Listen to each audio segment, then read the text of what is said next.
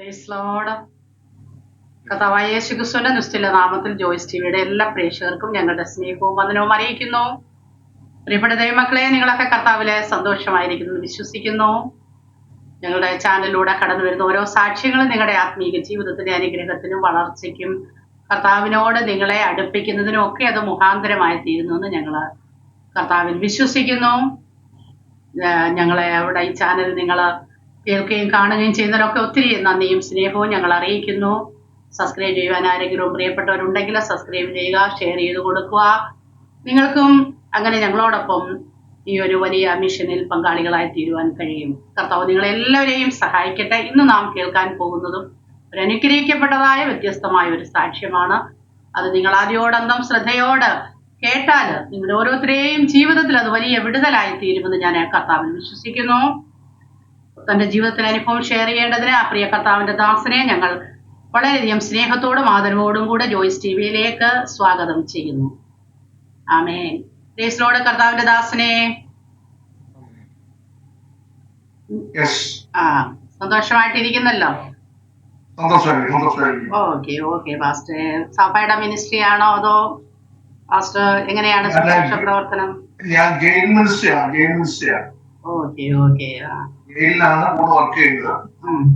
അപ്പൊ ജയിലിലുള്ള നമുക്ക് അതിനുള്ള എല്ലാ ലൈസൻസും കാര്യങ്ങളും ഒക്കെ ഉണ്ടായിരിക്കുമല്ലോ.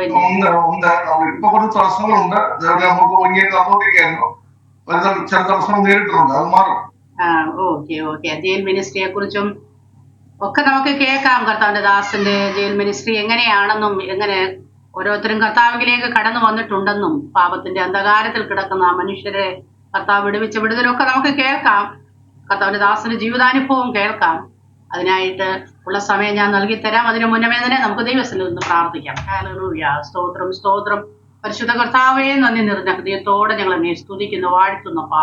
നിങ്ങളുടെ മഹാസാന്നിധ്യത്തെ ഞങ്ങളോട് കൂടെ ഇരിക്കുന്നതിനാൽ നന്ദി കർത്താവേ. ഞങ്ങളെ കൂടെ കരങ്ങളിലേക്ക് ഏൽപ്പിച്ച് പ്രാർത്ഥിക്കുന്ന കർത്താവെ, സഹായിക്കണമേ, ദാസനെ ബലപ്പെടുത്തണമേ. ജീവിതത്തിന്റെ അനുഭവം കർത്താവ് നടത്തുന്ന വിധങ്ങൾ വഴികളൊക്കെ ഷെയർ ചെയ്യുവാനുള്ള എല്ലാ കൃപയും പരിശുദ്ധാത്മാവ് കൊടുത്താട്ട് കേൾവിക്കാർക്ക് ഒരു വലിയ അനുഗ്രഹമായി തീരട്ടെ. യേശു ക്രിസ്തുവിന്റെ നാമത്തിൽ തന്നെ ആമേൻ. ഓക്കെ പാസ്റ്റേ, കർത്താവ് സഹായിക്കട്ടെ. പാസ്റ്റേ, വീട്ടിൽ ആരൊക്കെയുണ്ട്? എവിടെ നിന്നാണ് നമ്മോടൊപ്പം ജോയിൻ ചെയ്തിരിക്കുന്നത്? പേര് ഇതൊക്കെ ഒന്ന് പറഞ്ഞൊന്ന് പരിചയപ്പെടുത്തിയാട്ട്. എന്റെ പേര് ജോസ് വലപ്പാട് എന്നറിയപ്പെടുന്ന ജോസ് എന്നാണ്. എന്റെ സ്വദേശം തൃശ്ശൂർ വലപ്പാട് എന്ന സ്ഥലത്താണ് സ്വദേശം. എന്റെ ഭാര്യയുടെ പേര് ജോളി എന്നാണ്. മക്കൾ രണ്ടുപേരുണ്ട്. മോന് ഡാനി. കുടുംബമായിട്ട് പൂനെയില് ചർച്ചിന്റെ പാസ്റ്ററായിട്ട് സേവനം അനുഷ്ഠിക്കുന്നു. മകളുടെ പേര് ബെസ്സിയാണ്. അവൾ റാന്നിയിലുണ്ട്. റാന്നിയില് ടീച്ചറായിട്ട് ജോലി ചെയ്യുമ്പോൾ തന്നെ അവളുടെ ഹസ്ബൻഡും ശുശ്രൂഷകനാണ്. രണ്ട് കുടുംബവും ദൈവവേദനയാണ്. ഓക്കെ. രണ്ട് മക്കളും ഇന്ന് അനേകര് ആഗ്രഹിക്കാത്ത ഒന്നാണ് കർത്താവിന്റെ വേലയിൽ നിന്നുള്ളത്. യൗവനക്കാര് രണ്ട് കുഞ്ഞുങ്ങളും കർത്താവിന്റെ വേല തിരഞ്ഞെടുത്തത്. അത് കർത്താവ് അനുഗ്രഹിക്കട്ടെ. അവരുടെ പ്രവർത്തനങ്ങളെയൊക്കെ കർത്താവ് അനുഗ്രഹിക്കട്ടെ. ദാസനെ ഇനിയുള്ള സമയം ഞാൻ കർത്താവിന്റെ ദാസന് നൽകി തരികയാണ്. കർത്താവിന്റെ ദാസന് അത് വിനിയോഗിക്കാവുന്നതാണ്. Thank you pastor. അപ്പോൾ എന്റെ പേര് ജോസ് വലപ്പാടെന്നാണെന്ന് ഞാൻ പറഞ്ഞല്ലോ. ജോസ് വലപ്പാടെന്നാണ് അറിയപ്പെടുന്നത്. ജോസ് വലപ്പാടെന്നാണ്. ഞാന് കേരളത്തിലെ ജയിലിലാണ് വർക്ക് ചെയ്യുന്നത്. നമ്മുടെ കൊച്ചു കേരളത്തില് 3 സെൻട്രൽ ജയിലുണ്ട്, 2 ഓപ്പൺ ജയിലുണ്ട്, ഒരു വനിതാ ജയിലുണ്ട്, നമ്മുടെ ജില്ലാ ജയിലുകളുണ്ട്, സ്പെഷ്യൽ സബ് ജയിലുകളുണ്ട്, കുട്ടികളുടെ ജയിലുണ്ട്. അങ്ങനെ അനേക ജയിലുകൾ കേരളത്തിലുണ്ട്. അതുപോലെ ഇന്ത്യയിലെ എല്ലാ സ്റ്റേറ്റുകളും അതുപോലെ ജയിലുകളുണ്ട്. കേരളത്തിൽ എത്ര ജയിലാണ് കേരളത്തിനകത്തുള്ളത്? അപ്പോൾ ഈ ഒരു വ്യക്തിയെ ശിക്ഷിക്കപ്പെട്ട് ജയിലിലേക്ക് അയക്കുന്നത് തന്നെ അവന്റെ ജീവിതത്തിന് മാറ്റമുണ്ടായി സമൂഹത്തിൽ നല്ലവനായി തീരുന്നതിന് ആഗ്രഹപ്രകാരമാണ് കോടതി ശിക്ഷിച്ചാണ് ജയിലിലേക്ക് ആക്കുന്നത്. പക്ഷെ ജയിലിനകത്ത് ഒന്നും മാറ്റം വരാൻ സാധ്യതയുള്ള സ്ഥലമല്ല ജയിൽ എന്ന് പറഞ്ഞാല്, തിരുവനന്തപുരം പോലീസ് പ്രസിഡന്റ് ജയിലാണ് ഞാൻ അയക്കുന്ന സമയങ്ങളൊക്കെ 1400 തടവുകാരുണ്ട്. ഈ 1400 തടവുകാരെന്ന് പറഞ്ഞാൽ 1400 സ്വഭാവക്കാരാണ്.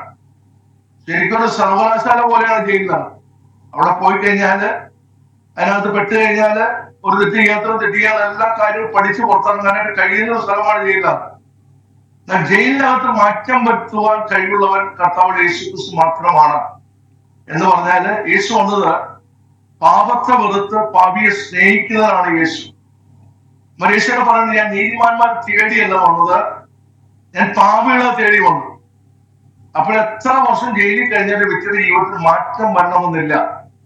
പോലീസിന്റെ മർദ്ദനമുള്ളക്കോ നീതിന്യായ കോടതിക്കോ ജയിലിനോ ഒരു വ്യക്തിയെ മാറ്റത്തിലേക്ക് കഴിയത്തില്ല. എന്നാൽ ദൈവത്തിന്റെ വചനം അത് ഇരുവായുത്തലയുള്ള ഏതു വാളിനേക്കാൾ മൂർച്ചയുള്ളതാണ്. ഈ ദൈവത്തിന്റെ വചനം ഒരു വ്യക്തിയുടെ ഉള്ളിലേക്ക് കടന്നു വരുമ്പോൾ അവന്റെ ജീവിതത്തിൽ മാറ്റം ഉണ്ടാകുന്നു. അങ്ങനെ അനേകം മാറ്റത്തിലേക്ക് കടന്നു വരുന്നു. അത് സുവിശേഷ നിമിത്തമാണ് അങ്ങനെ മാറ്റം ഉണ്ടാകുന്നത്. ഞാനും എന്റെ ജീവിതത്തിൽ മാറ്റം വന്നത് ഈ ദൈവത്തിന്റെ വചനമാണ്. ഞാനും ജീവന ശിക്ഷിക്കപ്പെട്ട് ജയിലിനകത്ത് കിടന്ന സമയത്ത് എന്റെ പ്രതീക്ഷകളെല്ലാം അസ്തമിച്ചു. എന്റെ അപ്പനും അമ്മയും തള്ളിക്കളഞ്ഞു.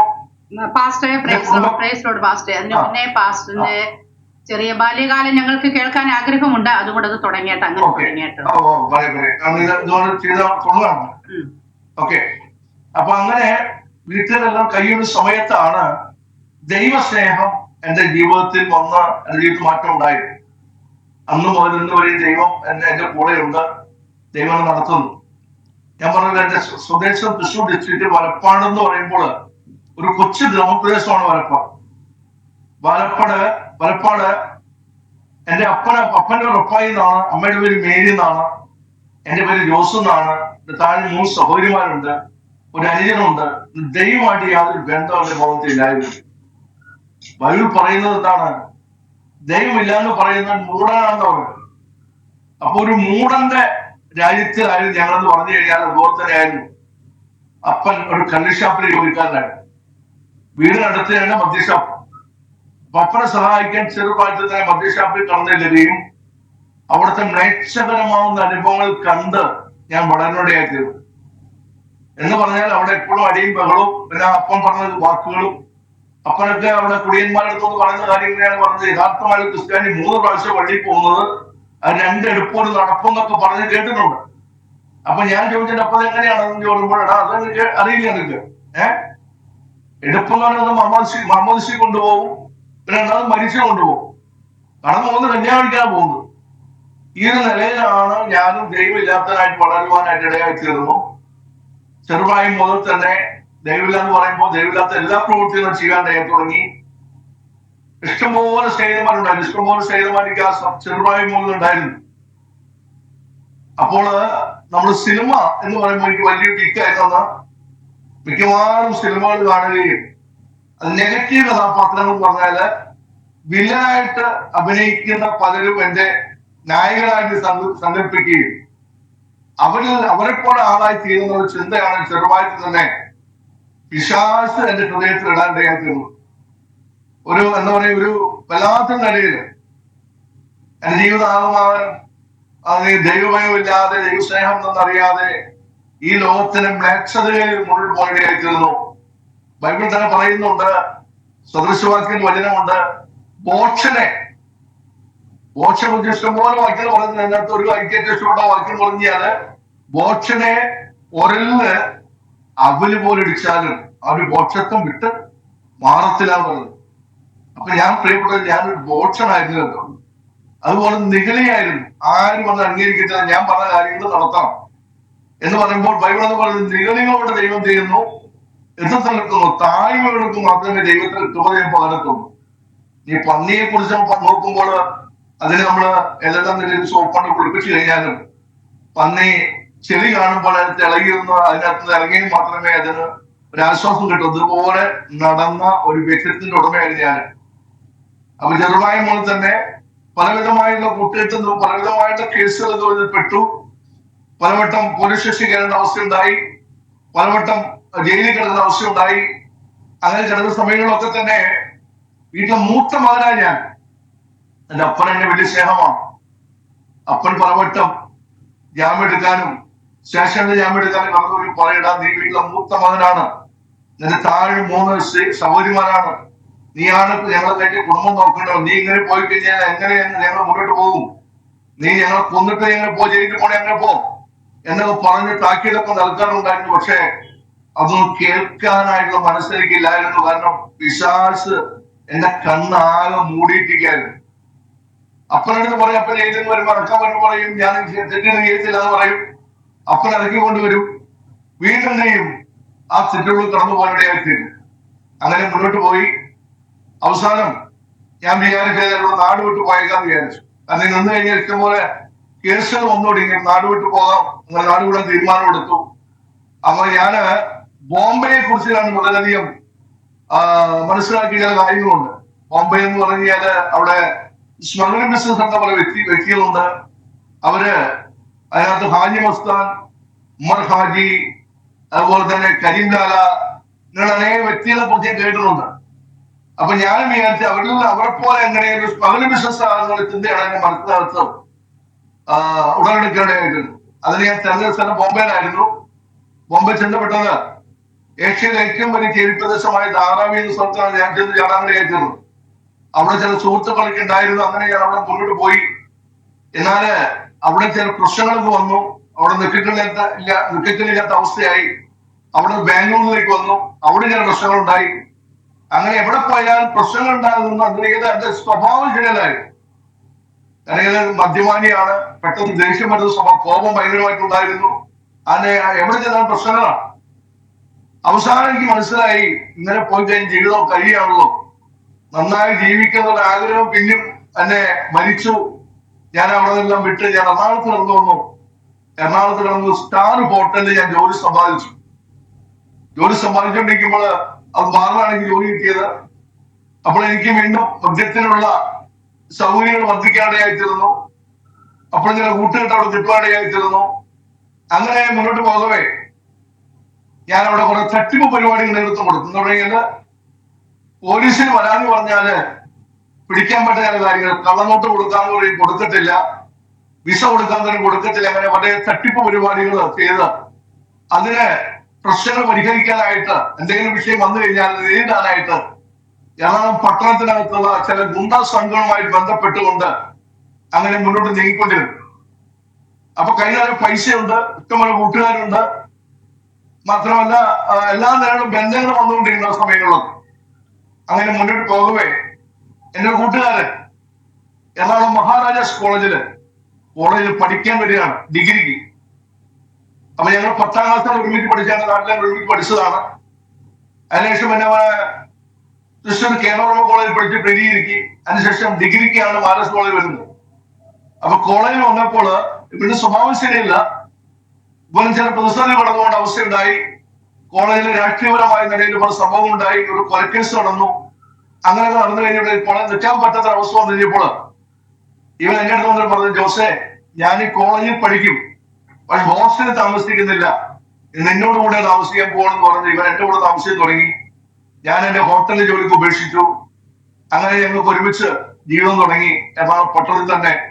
അപ്പൊ എന്റെ കൂട്ടുകാരന് കോളേജിൽ പഠിക്കുന്നതിന്റെ പേരില് ഇവന് സുമുഖന്മാരായ ഒരു മറ്റു ചെറുപ്പക്കാരും കൂട്ടുകാരുണ്ടായിരുന്നു. എന്നോട് പഠിക്കുന്നവരായിരിക്കുന്ന ചില വ്യക്തി എന്ന് പറഞ്ഞാല് ഇന്ന് ഫിലിം സ്റ്റാർ ആയിരിക്കുന്ന ബാബുരാജ്, അതുപോലെ തന്നെ അങ്ങനെ കുറച്ച് പേരുണ്ടായിരുന്നു.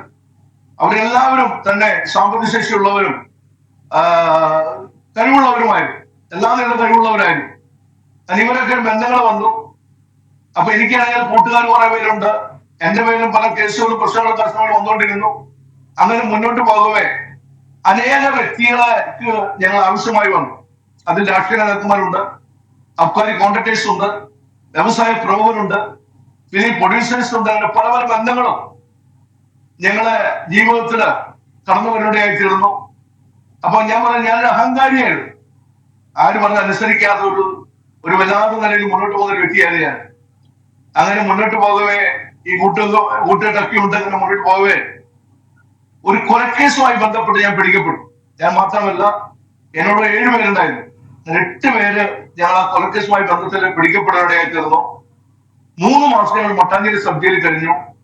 സബ് ജയിലിൽ കഴിഞ്ഞിട്ട് 3 മാസം കഴിഞ്ഞപ്പോൾ ജാമ്യം കിട്ടി, പുറത്തിറങ്ങി. എന്നാല് ഈ ജാമ്യം കിട്ടി പുറത്തിറങ്ങുന്നതിന് മുമ്പ് തന്നെ ഇഷ്ടംപോലെ നിലകളില് ഞങ്ങളെ കുറിച്ച് വാർത്താ മാധ്യമങ്ങളിൽ അല്ലെങ്കിൽ പേപ്പറിൽ കൂടെയൊക്കെ ഞങ്ങളെ കുറിച്ച് ഭയങ്കരമായുള്ള വാർത്തകൾ വന്നുകൊണ്ടിരുന്നു. ഞങ്ങൾ നടത്തിക്കൊണ്ടിരുന്ന കാര്യങ്ങളും ഞങ്ങൾ ഭയങ്കര പ്രശ്നക്കാരാണെന്ന് അങ്ങനെ പല നിലകളിലും ഞങ്ങളെ കുറിച്ച് വലിയൊരു വാർത്തകൾ വന്നുകൊണ്ടിരുന്നു. അപ്പോൾ ഞാൻ ചിന്തിക്കുന്നത് ഈ വാർത്ത എനിക്ക് ജീവിക്കാന്നുള്ളത് എന്താണ് അങ്ങനെ മരിക്കുന്നത്. കാരണം വാർത്ത കൊണ്ട് നമ്മൾ വല്ലാത്ത നിലയിലാക്കി കാണും. അങ്ങനെ ഒരു 3 മാസം കഴിഞ്ഞപ്പോൾ ഞാൻ പുറത്തിറങ്ങി, ജാമ്യം കിട്ടി, ഞങ്ങൾ എല്ലാവരും പുറത്തിറങ്ങി.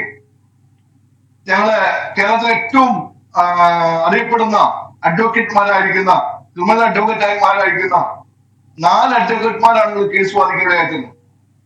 ഒന്ന് MS സുകുമാരൻ നായര്, അത് പുള്ളി എന്റെ അഡ്വക്കേറ്റ് ആയിരുന്നു. രണ്ടാമത് Raman Pillai, TV Prabhakaran, Thomas P Jacob, Kunhiraman Menon, 4 പേരാണ് ഞങ്ങളെ കേസ് വാദിക്കാനായിട്ട് നടത്തിക്കൊണ്ടിരുന്നത്. ഈ 4 പേര് ഒരുപോലെ പറഞ്ഞത് കേസ് ശിക്ഷിക്കത്തില്ല, ശിക്ഷിക്കാനായിട്ട് തെളിവുകളൊന്നും ഇല്ല എന്നാണ് ഈ 4 അഡ്വക്കേറ്റ്മാരും പറയാനിടയായിരുന്നു. അങ്ങനെ ഇരിക്കലെ ഞാൻ എറണാകുളത്ത് നടന്നുകൊണ്ടിരിക്കുകയാണ്. ഞങ്ങൾ എനിക്ക് തട്ടിപ്പ് നടത്തുന്ന ഒരു വല്ലാത്ത നിലയില് എനിക്ക് അതിനുള്ളൊരു പ്രാഗൽഭ്യം ഉണ്ടായിരുന്നു. ഒരു പാവപ്പെട്ട പെൺകുട്ടിയെ ഞാൻ കണ്ടു, എനിക്ക് ഇഷ്ടപ്പെട്ടു. അപ്പോൾ ഞങ്ങൾ സ്നേഹത്തിൽ നടക്കുന്ന സമയത്ത് അവള് ചോദിച്ചു, നിങ്ങൾ എന്താ ചെയ്യുന്നത്? ഞാൻ പറഞ്ഞു, എനിക്ക് ദോഹയില് ഷോപ്പിംഗ് കോംപ്ലക്സ് ഒക്കെയാണ് ഞാൻ പറയാനിടയാക്കിയത്. മാത്രമല്ല അനിയൻ അവിടെ പഠിക്കുന്ന അനിയൻ എഞ്ചിനീയറിംഗ് കോളേജിലാണെന്നൊക്കെ പറഞ്ഞു. അങ്ങനെ ഉണ്ട്. അവൾ എറണാകുളത്ത് ഹോസ്പിറ്റൽ നഴ്സായിരുന്നു. അവൾ ഗൾഫിലേക്ക് പോകാനായിട്ട് ആഗ്രഹിക്കുന്ന ഈ സമയത്താണ് ഞാനുമായിട്ട് പരിചയപ്പെടുന്നത്. അതുകൊണ്ട് സ്നേഹത്തിൽ ലവായി മാറി, സ്നേഹമായി മാറി. അങ്ങനെ മുന്നോട്ട് പോയിക്കൊണ്ടിരിക്കും. അപ്പോഴെന്റെ ജീവിതത്തിൽ മാറ്റമൊന്നുമില്ല. കാരണം നമ്മൾ രാവിലെ വൈകുന്നേരം വരെ ബാറിലായിരിക്കും, മിക്കവാറും ബാറിലായിരിക്കും, ഏതെങ്കിലും ബാറിലായിരിക്കും ഉണ്ടായിരിക്കുന്നത്. എന്നാൽ ഭാര്യ കാണുന്നില്ലെങ്കിൽ ഗൾഫിൽ നിന്ന് പറഞ്ഞാൽ നല്ല ചുവപ്പ് കളറാണ്. അപ്പൊ ഇവിടെ ബാറിൽ നമ്മൾ രാത്രി AC-ലാണ് പുറത്തിറങ്ങുന്നത്. അപ്പൊ അങ്ങനെ ആള് വിചാരിച്ചു ഇയാള് ഗൾഫിൽ തന്നെയാണെന്നുള്ള ധാരണയാണ്. അങ്ങനെ ഉറച്ചിരിക്കുകയായിരുന്നു. ആ ഇരിക്കുന്ന സമയത്ത് എന്നെയും എന്റെ ഞാൻ സ്നേഹിച്ച പെൺകുട്ടി അറിയുന്ന ഒരു പോലീസ് ഓഫീസർ ഞാൻ സ്നേഹിച്ച പെൺകുട്ടി അറിയാമായിരുന്നു. അവളോട് പറഞ്ഞു, അവളോട് ചോദിച്ചു, നീ ജോസിനെ കല്യാണം കഴിക്കാൻ പോകുന്നത് ശരിയാണോ മോളെ ചോദിച്ചു. അപ്പൊ അത് ശരിയാണെന്ന് പറഞ്ഞു. ജോസിനെ കുറിച്ച് എന്തറിയാം നീ ചോദിച്ചു കഴിഞ്ഞപ്പോൾ അവള് പറഞ്ഞു, പുള്ളിക്ക് ദോഹയില് ഷോപ്പിംഗ് കോംപ്ലക്സ് ഒക്കെ ഉണ്ട്, അത് സെറ്റപ്പ് കുഴപ്പമൊന്നുമില്ല എന്ന് പറഞ്ഞു. അപ്പൊ പുള്ളി ചിരിച്ചിട്ട് പറഞ്ഞു, എത്രയൊക്കെ അറിയാം അല്ലെ, എത്രയൊക്കെ അറിഞ്ഞില്ല അല്ലെ, ജോസ് ഒരു വാടക കൊലയാളിയാണെന്ന് നീ അറിയോ? അവന്റെ കൊലക്കേസ് എവിടെയാണെന്ന് നീ അറിയോ എന്ന് ചോദിച്ചു കഴിഞ്ഞപ്പോൾ ഈ പെറ്റിയുടെ ശശി എന്നാണ്. അപ്പൊ പറഞ്ഞു, അങ്ങനെയൊന്നുമില്ല ചേട്ടാ, അങ്ങനെയൊന്നല്ല. അല്ല പറഞ്ഞു, അല്ല മോളെ, അവന്റെ കൊലക്കേസ് പ്രതിയാണ്, അവൻ നിന്റെ ജീവൻ നശിപ്പിച്ചു കളയും. അതിന്റെ പേരില് എന്ത് ചെയ്യണം, നീ അവനായിട്ടൊരു ബന്ധം ഉപേക്ഷിക്കണം, നീ എങ്ങനെ രക്ഷപ്പെട്ടോളം പറഞ്ഞു. അത് ഞങ്ങൾ സ്ഥലങ്ങള് കാണാതെ വന്നപ്പോൾ ഞാൻ അന്വേഷിച്ചു തുടങ്ങി. കുറെ നാള് കഴിഞ്ഞപ്പോൾ കണ്ടുമുട്ടിയപ്പോ എന്താ സംഭവം ചോദിച്ചു. ചോദിച്ചപ്പോൾ ചോദിച്ചൊരു കാര്യം ചോദിക്കാം, സത്യം പറയുമോന്ന് ചോദിച്ചു. ഞാൻ പറഞ്ഞു, സത്യം പറഞ്ഞത്, സത്യം പറയാന്ന് പറഞ്ഞു. അപ്പൊ അവള് ചോദിക്കാൻ അടുത്ത്, നിങ്ങൾ കൊലക്കേസ് പ്രതിയാണ് ഞാൻ അറിഞ്ഞു, ഇതിനുള്ള സത്യം ഉണ്ടോ ചോദിച്ചു. അപ്പൊ ആരാ പറഞ്ഞു ചോദിച്ചു. അപ്പൊ അവള് പറഞ്ഞു, നിങ്ങളെ കൊന്നുവിട്ടാൽ ഞാൻ പേര് പറയത്തില്ല, സത്യമാണോ എന്ന് ചോദിച്ചു. ഞാൻ പറഞ്ഞു, സത്യമാണ്, ഞാൻ കൊലക്കേസ് പ്രതിയാണ്, പക്ഷെ ഞാൻ കൊല ചെയ്തിട്ടില്ല എന്ന് പറഞ്ഞു. അപ്പൊ നമുക്ക് കേസിന്റെ കല്യാണത്തിന്റെ കാര്യങ്ങള് എന്ന് അവൾ പറയാൻ തുടങ്ങി. മാത്രമല്ല അവള് രക്ഷപ്പെട്ടു പോകുന്ന പോലെ എനിക്ക് തോന്നി. അപ്പോൾ എന്റെ കൂട്ടുകാരോട് ഞാൻ പറഞ്ഞു, ഇന്ന മാതിരി സംഭവമാണ്, അവള് നമ്മൾ മാറി പോകാൻ പോകാന്ന് പറഞ്ഞപ്പോൾ അവര് പറഞ്ഞു, അങ്ങനെ പാടില്ല, വിടാൻ പാടില്ല, നമുക്ക് കല്യാണം നടത്താന്ന് പറഞ്ഞു. അങ്ങനെ ഒരു പ്രത്യേക നിലയിൽ ഞങ്ങള് കല്യാണം നടത്താനിടയായിത്തീർന്നു. രജിസ്റ്റർമേജ് നടത്തി. അങ്ങനെ രജിസ്റ്റർമേജ് നടത്തിയതിനു ശേഷം ഭാര്യയുടെ വീട്ടിൽ പോയി. അവളെ ഭാര്യയുടെ റാന്നി പെരുന്നാളാണ്, അവിടെ ശരിക്കും അടുത്ത് അവിടെ പോയി. ഞാനാണെങ്കിൽ എന്റെ വീട്ടിൽ വന്നു. കുറെ സമയം കഴിഞ്ഞപ്പോൾ എന്റെ ഭാര്യ വീട്ടിൽ അപ്പനും അമ്മയ്ക്കും കൂടെ ഒറ്റ മോളുള്ളായിരുന്നു. അതും 25 വർഷം മക്കളില്ലാതെ ദൈവം കൊടുത്തൊരു ദാനമാണ് എന്റെ ഭാര്യ. അപ്പൻ ഭയങ്കര ചൂടനായിരുന്നു. അപ്പോൾ അമ്മയുടെ അടുത്ത് കാര്യങ്ങളൊക്കെ പറഞ്ഞു. ഞാനിങ്ങനെ കല്യാണം നടത്തി പറഞ്ഞപ്പോ അമ്മ പറഞ്ഞു, അപ്പനടുത്ത് കുന്നളയും അതിന് വേണ്ടി ഇപ്പൊ ഒന്നും പറയണ്ടെന്ന്. പക്ഷേ അവള് പലരോടും പറഞ്ഞപ്പോൾ മറ്റുള്ള എല്ലാവരും നാട്ടുകാരും ബന്ധുക്കാരും പറഞ്ഞു, കാര്യം ചെയ്യാം, ഇവിടെ ആരും അറിഞ്ഞിട്ടില്ലല്ലോ, നമുക്ക് പള്ളി അന്ന് കല്യാണം നടത്താന്ന് പറഞ്ഞു. അങ്ങനെ എന്റെ ഭാര്യയുടെ വീടിനടുത്തുള്ള പള്ളി നടത്തി പള്ളിയിൽ പോയി ഭാര്യയോട് പറഞ്ഞ് ഞങ്ങള് കല്യാണം നടന്ന് വലിയ പ്രശ്നങ്ങൾ എന്താണെന്നില്ല, നിലയിൽ മുന്നോട്ട് പോയിക്കൊണ്ടിരിക്കുക. ഞാനിങ്ങനെ വീണ്ടും എറണാകുളത്ത് തന്നെയാണ്, വീട്ടിൽ പോകാറില്ല. ഭാര്യയുടെ വീട്ടിലാണ്. അതിന് മുന്നോട്ട് പോയിക്കൊണ്ടിരിക്കുന്നു.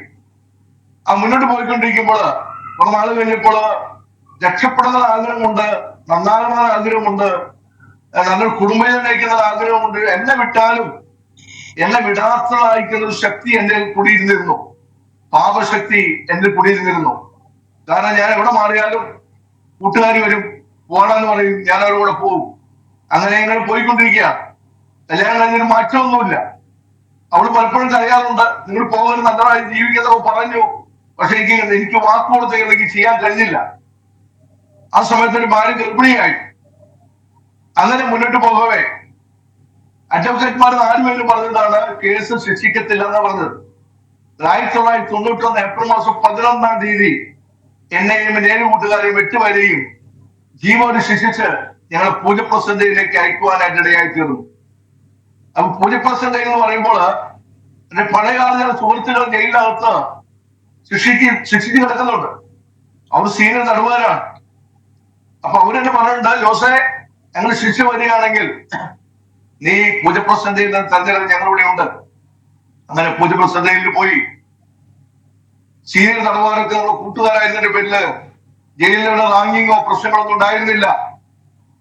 അങ്ങനെ ജയിലിനകത്ത് നിഗളിയായിട്ട് പോലീസ് ഉദ്യോഗസ്ഥന്മാരെ വകവെക്കാതെ അവരെ കളിയാക്കി. അവിടെ ആ ജയിലിൽ വന്ന സമയത്തൊക്കെ തന്നെ ദൈവത്തിന്റെ വചനമായിട്ട് അനേകം കടന്നു വന്ന് യേശുവിനെ കുറിച്ച് അറിയിക്കുവാനിടയായി തീർന്നു. യേശുവിനെ സ്നേഹിക്കുന്നു, നിന്റെ നീർനിമിഷങ്ങൾ പരിഹാരം യേശു ക്രിസ്തു കഴിയുന്നത് പറഞ്ഞ് ജയിലിൽ എന്നെപ്പോലെ ശിക്ഷിക്കപ്പെട്ടുകിടന്ന പലരും മാനസാന്തരപ്പെട്ടവര് ഞങ്ങളുടെ അടുത്ത് വന്ന് യേശുവിനെ കുറിച്ച് അറിയിക്കുമായിരുന്നു. പക്ഷെ എന്റെ സ്നേഹിതന്മാരൊക്കെ തന്നെ സീനിയർ തടവുകാരും ജയിലിനകത്ത് ഒരു സ്ഥാനം വഹിക്കുന്നതിന്റെ പേരില് അവര് ഈ ആത്മീയം പറയുന്ന വ്യക്തികളെ കളിയാക്കുന്നത് കണ്ട് ഞാനും അവരുടെ കൂടെ കളിയാക്കുമായിരുന്നു. ഞാൻ പറയും, നീ എന്തിനാ ഇത് പറഞ്ഞിട്ട് ഉപജീവനത്തിലെ പരിപാടി അല്ലെന്നൊക്കെ പറഞ്ഞ് ഞാനും അവരെ കളിയാക്കുമായിരുന്നു, കളിയാക്കി പറഞ്ഞയക്കുമായിരുന്നു. എന്നാൽ പിന്നീട് എന്റെ ജീവിതത്തിൽ വേണ്ടി പ്രതിസന്ധികളും കടന്നു വന്നു. ഞാൻ പറഞ്ഞ എന്റെ 7 കൂട്ടുകാരും ഞങ്ങൾ 8 പേരും ജീവിതം സൃഷ്ടിക്കപ്പെടുകയില്ലാത്ത വന്നത്. 7 പേരും സമൂഹത്തിലുണ്ടെങ്കിലും സാമ്പത്തിക ശേഷിയുള്ളവരുമാണ്. അവർ കുറച്ച് കഴിഞ്ഞപ്പോൾ അവർ കൂട്ടുകാര് അവർ ബന്ധുത്യാദികൾ അത് വന്ന് 7 പേരെയും പലവളിറക്കി. ഞാൻ ചിന്തിച്ച് എന്റെ കൂട്ടുകാരെല്ലാം പലവൾ ഇറങ്ങിയിട്ടുണ്ട്, എന്നെയും ഒരു ഇറക്കും എന്നുള്ള ചിന്ത എന്നെ ഭരിക്കുന്നതായി തീർന്നു. പക്ഷേ ആ പ്രതീക്ഷകളെല്ലാം അസ്തമിച്ചു. എന്റെ കൂട്ടുകാരെല്ലാം പലവൾ ഇറങ്ങി, എല്ലാവരും എന്നെ കൈയൊഴികളായി തീർന്നു. അപ്പോൾ ഞാൻ വിചാരിച്ച ഒരു കൂട്ടുകാരെ രക്ഷിക്കുമെന്നുള്ള ചിന്തയായിരുന്നു. പക്ഷെ അവരെല്ലാം കൈയൊഴിഞ്ഞു.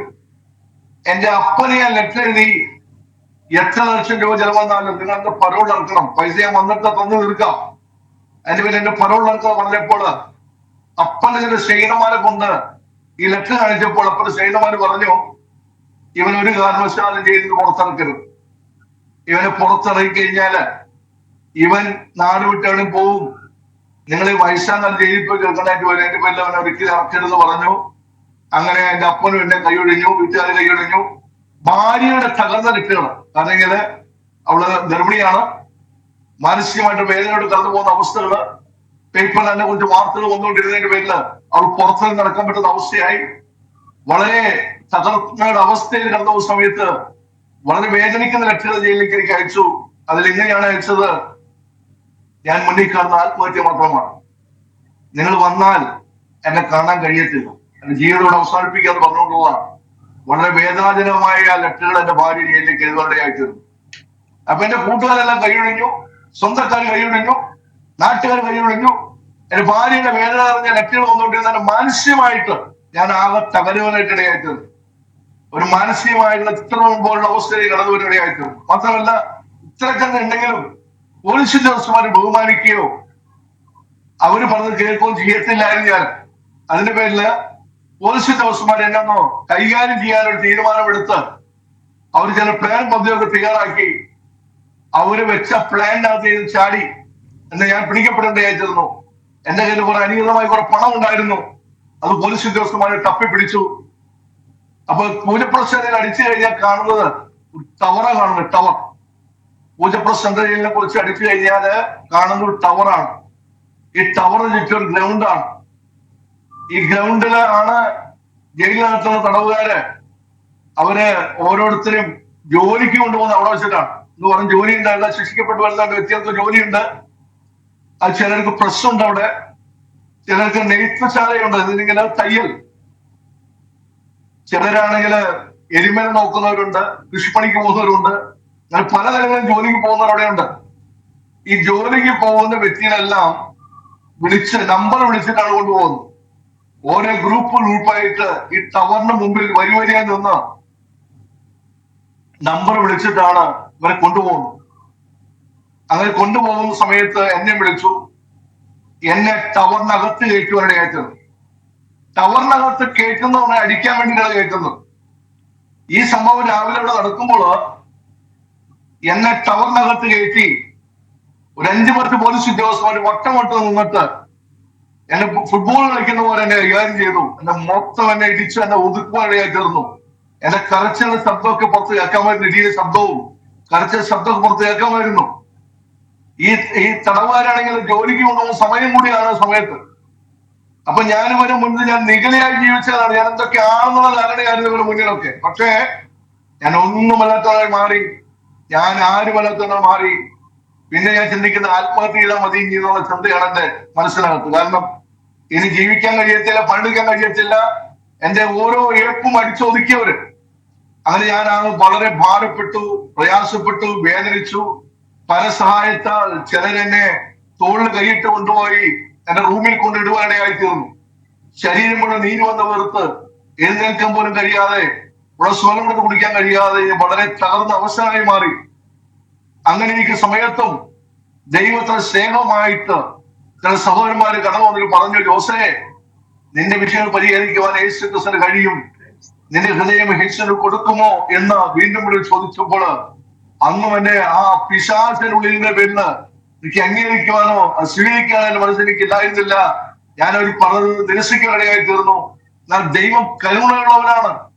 ദൈവത്തിന്റെ കൃപ എന്ന് പറഞ്ഞാൽ ദൈവത്തെ അളവറ്റ കൃപയാണ് എന്റെ ജീവിതത്തിൽ വേണ്ടി ദൈവം ചെയ്യുന്നത്. എന്ന് പറഞ്ഞാൽ ഒരു സ്വപ്നം ഞാൻ കാണുകയാണ്. ഉറക്കോടി കഴിച്ചിട്ട് പോലും ഉറങ്ങാൻ കഴിയാതെ തിരിഞ്ഞു മറിഞ്ഞു കിടക്കുന്ന സമയത്ത് ഒരു സ്വപ്നം ഞാൻ കാണുകയാണ്. ആ സ്വപ്നത്തിൽ എന്താ കാണുന്നത്? ഈ സഹോദരന്മാര് കടന്നു വന്ന് എന്റെ പായിലിരിക്കുകയും അവർ യേശുവിനെ പോലും തമ്മിൽ സംസാരിക്കുകയും അവരുടെ കയ്യിൽ രണ്ടുപേരുടെ കയ്യിൽ ബൈബിൾ ഉണ്ട്. അവരുടെ മുഖത്തിന് ഭയങ്കര പ്രകാശം ഞാൻ കാണാനിടയായിത്തീർന്നു. ബൈബിൾ പറയുന്നുണ്ടല്ലോ, അവങ്കിലേക്ക് നോക്കിയവർ പ്രകാശിതരായി എന്ന് പറഞ്ഞ വചനം പിന്നീട് എനിക്ക് മനസ്സിലായില്ല. അവരുടെ മുഖത്ത് ഭയങ്കര പ്രകാശമായിരുന്നു, അവരുടെ മുഖത്ത് വലിയ സന്തോഷമായിരുന്നു. അവർ എന്റെ അടുത്ത് പറയുന്നില്ല, പക്ഷെ അവര് യേശുവിനെ കുറിച്ച് അവർക്ക് പരസ്പരം പറഞ്ഞ് സന്തോഷിക്കുകയായിരുന്നു. ഇത് ഞാൻ സ്വപ്നം കാണുകയാണ്. പെട്ടെന്ന് ഞാൻ കണ്ടു നിന്നപ്പോൾ എനിക്ക് മനസ്സിലായി ഇത് സ്വപ്നമായിരുന്നു. മനസ്സിലായി. ഞാൻ എന്നെ കുറിച്ച് ചിന്തിക്കാൻ അപ്പോൾ ഇടയായിത്തീർന്നു. എന്റെ കയ്യിൽ പൈസ ഉണ്ടായിരുന്നപ്പോൾ, എനിക്ക് ആരോഗ്യം ഉണ്ടായിരുന്നപ്പോൾ എന്നെ എത്ര പേര് കൊണ്ടുനടന്നിട്ടുണ്ട്. എന്നെ ആരാധിക്കുന്നവർ പോലും ഉണ്ടായിരുന്നു. എന്നെ നടപ്പുള്ള നിന്നെ പോലായിട്ട് മരിച്ചാൽ മതി എന്ന് പറഞ്ഞ അനേകര്, എന്റെ സ്നേഹിതന്മാരായ അനേകരുണ്ടായിരുന്നു. എന്നാൽ ഇപ്പോൾ എനിക്ക് ആരുമില്ലാത്ത അവസ്ഥയിൽ ഒറ്റപ്പെടുന്ന അവസ്ഥയാണ്. ഇവരെല്ലാവരും തള്ളിക്കളഞ്ഞു.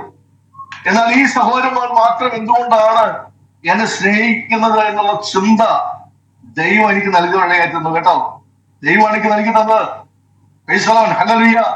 അന്ന് ഞാൻ തീരുമാനം, ദൈവമേ, ഈ സഹോദരന്മാര് ഇനി എന്നെ കടന്നു വന്ന് യേശുവിനെ കുറിച്ച് അറിയിക്കുകയാണെങ്കിൽ ഞാൻ അവിടുന്ന് ക്ഷമ ചോദിക്കുമെന്നും ഞാനൊരു ബൈബിൾ അവിടുന്ന് വാങ്ങുമെന്നും തീരുമാനം അന്ന് രാത്രി എടുക്കുവാൻ ദൈവം കൃപ നൽകി.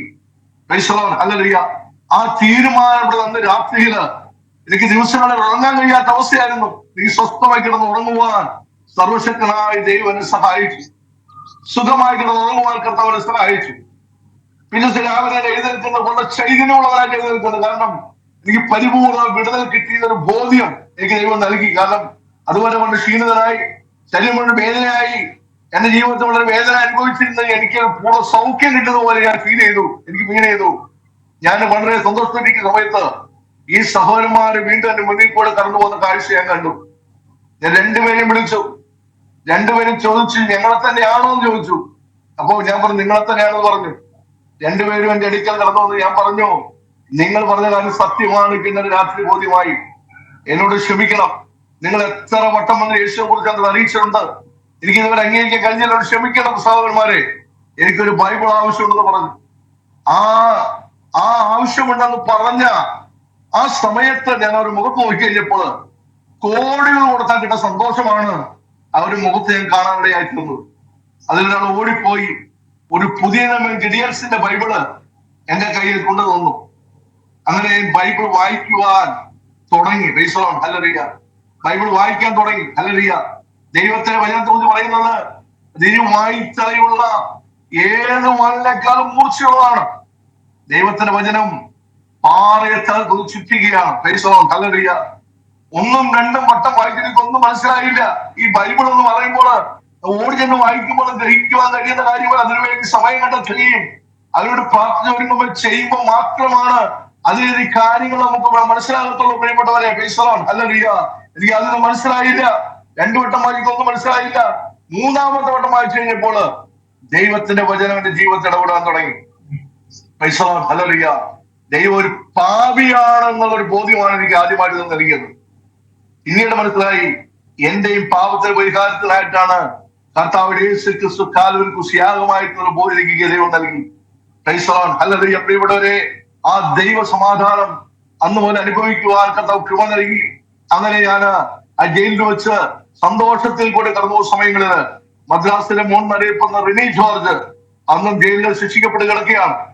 ആ റിനി ജോർജിന്റെ അടുത്ത് ഞാൻ ബൈബിൾ വായിക്കുന്ന അറിഞ്ഞു കഴിഞ്ഞപ്പോൾ റിനി ജോർജ് എന്നെ കടന്നു വന്ന് പറഞ്ഞു, ജോസേ, നീ ഒറ്റയ്ക്ക് ബൈബിൾ വായിച്ചാൽ മനസ്സിലാക്കണമെന്നില്ല. നമുക്ക് ജയിലിനകത്ത് കൂട്ടായ്മയുണ്ട്. നമ്മളെ കൂട്ടായ്മ നീ കടന്നു വരണം. നമുക്ക് ഒരുമിച്ച് വലിയ പഠിക്കാം. അതിനകത്ത് നമ്മൾക്ക് പഠിക്കാൻ കഴിയുന്ന അനേക കാര്യങ്ങളുണ്ട്, അനേക രഹസ്യങ്ങൾ അതിനകത്ത് മറന്നെടുക്കുന്നുണ്ട്. ഇതൊറ്റയ്ക്ക് വായിച്ചാൽ ഗ്രഹിക്കത്തില്ല. ഈ ആത്മീയ കൂട്ടായ്മയിലാണ് നമുക്കത് മനസ്സിലാകത്തുള്ളൂ. അവിടെ പ്രാർത്ഥിച്ചാലാണ് ഒരു വിടുതൽ നൽകുന്നത്. അതിന്റെ പേരില് നീ ജയിലിൽ ചാപ്പലിൽ വരണമെന്ന് പറഞ്ഞു.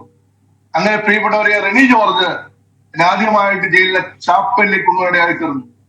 100ഓളം പേര് ദൈവത്തെ ആരാധിക്കുന്ന ഒരു അനുഗ്രഹപ്പെട്ട സഭ തിരുവനന്തപുരം പൂജ പ്രസിഡന്റ് അന്നുണ്ടായിരുന്നു. ഹല്ലേലൂയ. 8 മണി മുതൽ 3 മണി വരെ ആരാധന. രാവിലെ 8 മണി മുതൽ 3 മണി വരെ ഞായറാഴ്ച 8 തൊട്ട് 3 മണി വരെ ആരാധനയാണ്. അതിനിടയിൽ പല ദിവസവും വന്നു പോയിക്കൊണ്ടിരിക്കും. ഞങ്ങൾ അവിടെ എന്തെങ്കിലും പ്രാർത്ഥന ഞങ്ങൾ ആയിരിക്കും അവിടെ. ഹല്ലേലൂയ. അങ്ങനെ മുന്നോട്ട് പോകവേ ഹല്ലേലൂയ. ഈ ഞായറാഴ്ച ദിവസങ്ങളില് ദേവദാസന്മാർ കടന്നു വന്ന ശുശ്രൂഷിക്കുന്ന സമയത്ത് ദൈവത്തെ പാടി സ്തുതിക്കും, സങ്കീർത്തനം വായിക്കും. ശേഷം സാക്ഷി പറയാനുള്ള സമയമുണ്ട്. എല്ലാവരും സാക്ഷി പറയാം. അപ്പോൾ അതിൽ പലരും ജയിലിൽ കിടക്കുന്ന പലരും ദൈവം വിടുവിച്ച കഥകളെ കുറിച്ച് പറയുമ്പോൾ എനിക്കും പറയണം തോന്നി. ഞാനും പറഞ്ഞു, ഞാൻ ചിന്തിച്ചു, ഇവരെക്കാൾ വലിയ സാക്ഷി എനിക്ക് അഹങ്കാരമാണ് ആ സമയത്ത് വന്നത്. ഇവരെക്കാൾ വലിയ സാക്ഷി എനിക്കുണ്ടെന്നുള്ള ചിന്ത എന്നെ വരിച്ചു. ഞാൻ അങ്ങനെ ഈ സാക്ഷ്യം പറയാനൊക്കെ തയ്യാറായി. ഞാൻ പഠിക്കാൻ തുടങ്ങി. അങ്ങനെ ഞാൻ ഒരു ഞായറാഴ്ച ആരാധനയുടെ ബന്ധത്തിന് ഞാൻ എഴുന്നേറ്റ് നിന്നില്ല. എഴുന്നേക്കാൻ പോയി എഴുന്നേൽപ്പിച്ചില്ല ദൈവം. രണ്ടാമത്തെ ആഴ്ച എന്തായാലും എഴുന്നേറ്റ് പറയുന്നു വിചാരിച്ചു. എഴുന്നേറ്റ് നിൽക്കാൻ തീരുമാനിച്ചു. അന്നും പറയാൻ കഴിഞ്ഞില്ല, എഴുന്നേൽക്കാൻ കഴിഞ്ഞില്ല. മൂന്നാമത്തെ വട്ടം ഞാൻ എഴുന്നേൽക്കും, ഞാൻ പറയും തീരുമാനം എഴുന്നേറ്റു. പക്ഷെ ഞാൻ പഠിച്ചു വെച്ചത് മറന്നുപോയി. ഹല്ലേലൂയ. പ്രിയപ്പെട്ടവരെ, ഞാൻ വാവിട്ട് കരയാൻ തുടങ്ങി. കാരണം എന്തോ ഒരു ശക്തിയുടെ കീഴിൽ ഞാൻ അകപ്പെട്ടിരിക്കുന്നു എന്നൊരു ബോധ്യം എനിക്ക് ദൈവം നൽകി. വലിയ ശക്തിക്ക് കീഴിൽ ഞാൻ അകപ്പെട്ടിരിക്കുകയാണ് എനിക്ക് ബോധ്യമായി. അവിടെ വിറയിൽ പോലെ എനിക്ക് എന്റെ ജീവിതത്തിൽ കടന്നു വന്നു. ഞാൻ വളരെ വിറയ്ക്കുവാനായിത്തീർന്നു, കരയാനായിത്തീർന്നു. അത്രയും കരഞ്ഞു കഴിഞ്ഞപ്പോൾ ഹല്ലേലൂയ 31 സങ്കീർത്തനത്തിന്റെ 10 മുതൽ 16 വരെയുള്ള വചനം എന്റെ ജീവിതത്തിൽ വായിക്കുവാനായിട്ട് എനിക്ക് ദൈവം പ്രേരണ നൽകി. അങ്ങനെ ആ 31 സങ്കീർത്തനം 10 മുതൽ 16 വരെയുള്ള വാക്യം ഞാൻ വായിച്ചു. ആ വാക്യത്തിനകത്ത് എല്ലാവരും ഉപേക്ഷിക്കപ്പെട്ട ഒരു അവസ്ഥയെ കുറിച്ചിട്ടാണ് കാണാൻ സാധിക്കുന്നത്. ഹല്ലേലൂയ. എല്ലാവരും ഉപേക്ഷിക്കപ്പെട്ട അവസ്ഥയാണ് ആ സങ്കീർത്തനം 10 മുതൽ 16 വചനത്തിൽ അതാണ് കാണുന്നത്. അങ്ങനെ ഇപ്പൊ എനിക്ക് ആരുമില്ല, എല്ലാവരും ഉപേക്ഷിക്കപ്പെട്ടു, എല്ലാവരും തള്ളിക്കളഞ്ഞു. എങ്കിൽ ഞാൻ നിന്നെ ആശ്രയിക്കാന്ന് പറഞ്ഞുകൊണ്ടുള്ള ഒരു സമർപ്പണ ആ ഒരു പ്രാർത്ഥന പോലെയാണ് സങ്കീർത്തനം. അത് വായിച്ചു കഴിഞ്ഞപ്പോൾ ഹല്ലേലൂയ എനിക്ക് വളരെ സന്തോഷവും സമാധാനവും ധാരാളമായി ഇതിൽ പകർന്നു പോലെ എനിക്ക് ഫീൽ ചെയ്തു. ഞങ്ങളുടെ സന്തോഷത്തോടുകൂടി ഞാൻ പിന്നീടോടെ ഒരു പുതിയ യാത്ര തുടങ്ങുവാനായിട്ട് കർത്താവിനെ സഹായിച്ചു. ഒരുവൻ ക്രിസ്തുവിലായാൽ അവൻ പുതിയ സൃഷ്ടി എന്ന വചനത്തിൽ കാണുന്ന പോലെ ജീവിതത്തിൽ വലിയ മാറ്റമുണ്ടായി. ഞാൻ യേശുവിനെ കുറിച്ച് അറിയിക്കുവാനായിട്ട്, ഞാൻ ആ ജയിലിനകത്ത് തന്നെ ഓടി നടന്ന യേശുവിനെ കുറിച്ച് അറിയിപ്പാനായിട്ട് ദൈവം ജീവിതത്തിൽ ഒരു ഭാഗ്യം നൽകി. ഓടി വന്ന് യേശുക്രിസ്തുവിനെ കുറിച്ച് അറിയിക്കുവാൻ ദൈവം ഭാഗ്യം നൽകി അറിയിച്ചുകൊണ്ടേയിരുന്നു. ആ സമയത്ത് ഒരു അത്ഭവം നടക്കുകയാണ്. എന്താ അത്ഭവം എന്ന് പറഞ്ഞാല്, ഞാൻ കിടക്കുന്ന ബ്ലോക്കിൽ 33 പേര് എന്റെ റൂമിൽ കഴിയുന്നു. 33 പേരും ജയിലിലെ നിയമം അനുസരിച്ച് 9 മണി കഴിഞ്ഞാല് സംസാരിക്കാൻ പാടില്ല, കിടന്നോടത്ത് കിടന്നോളണം.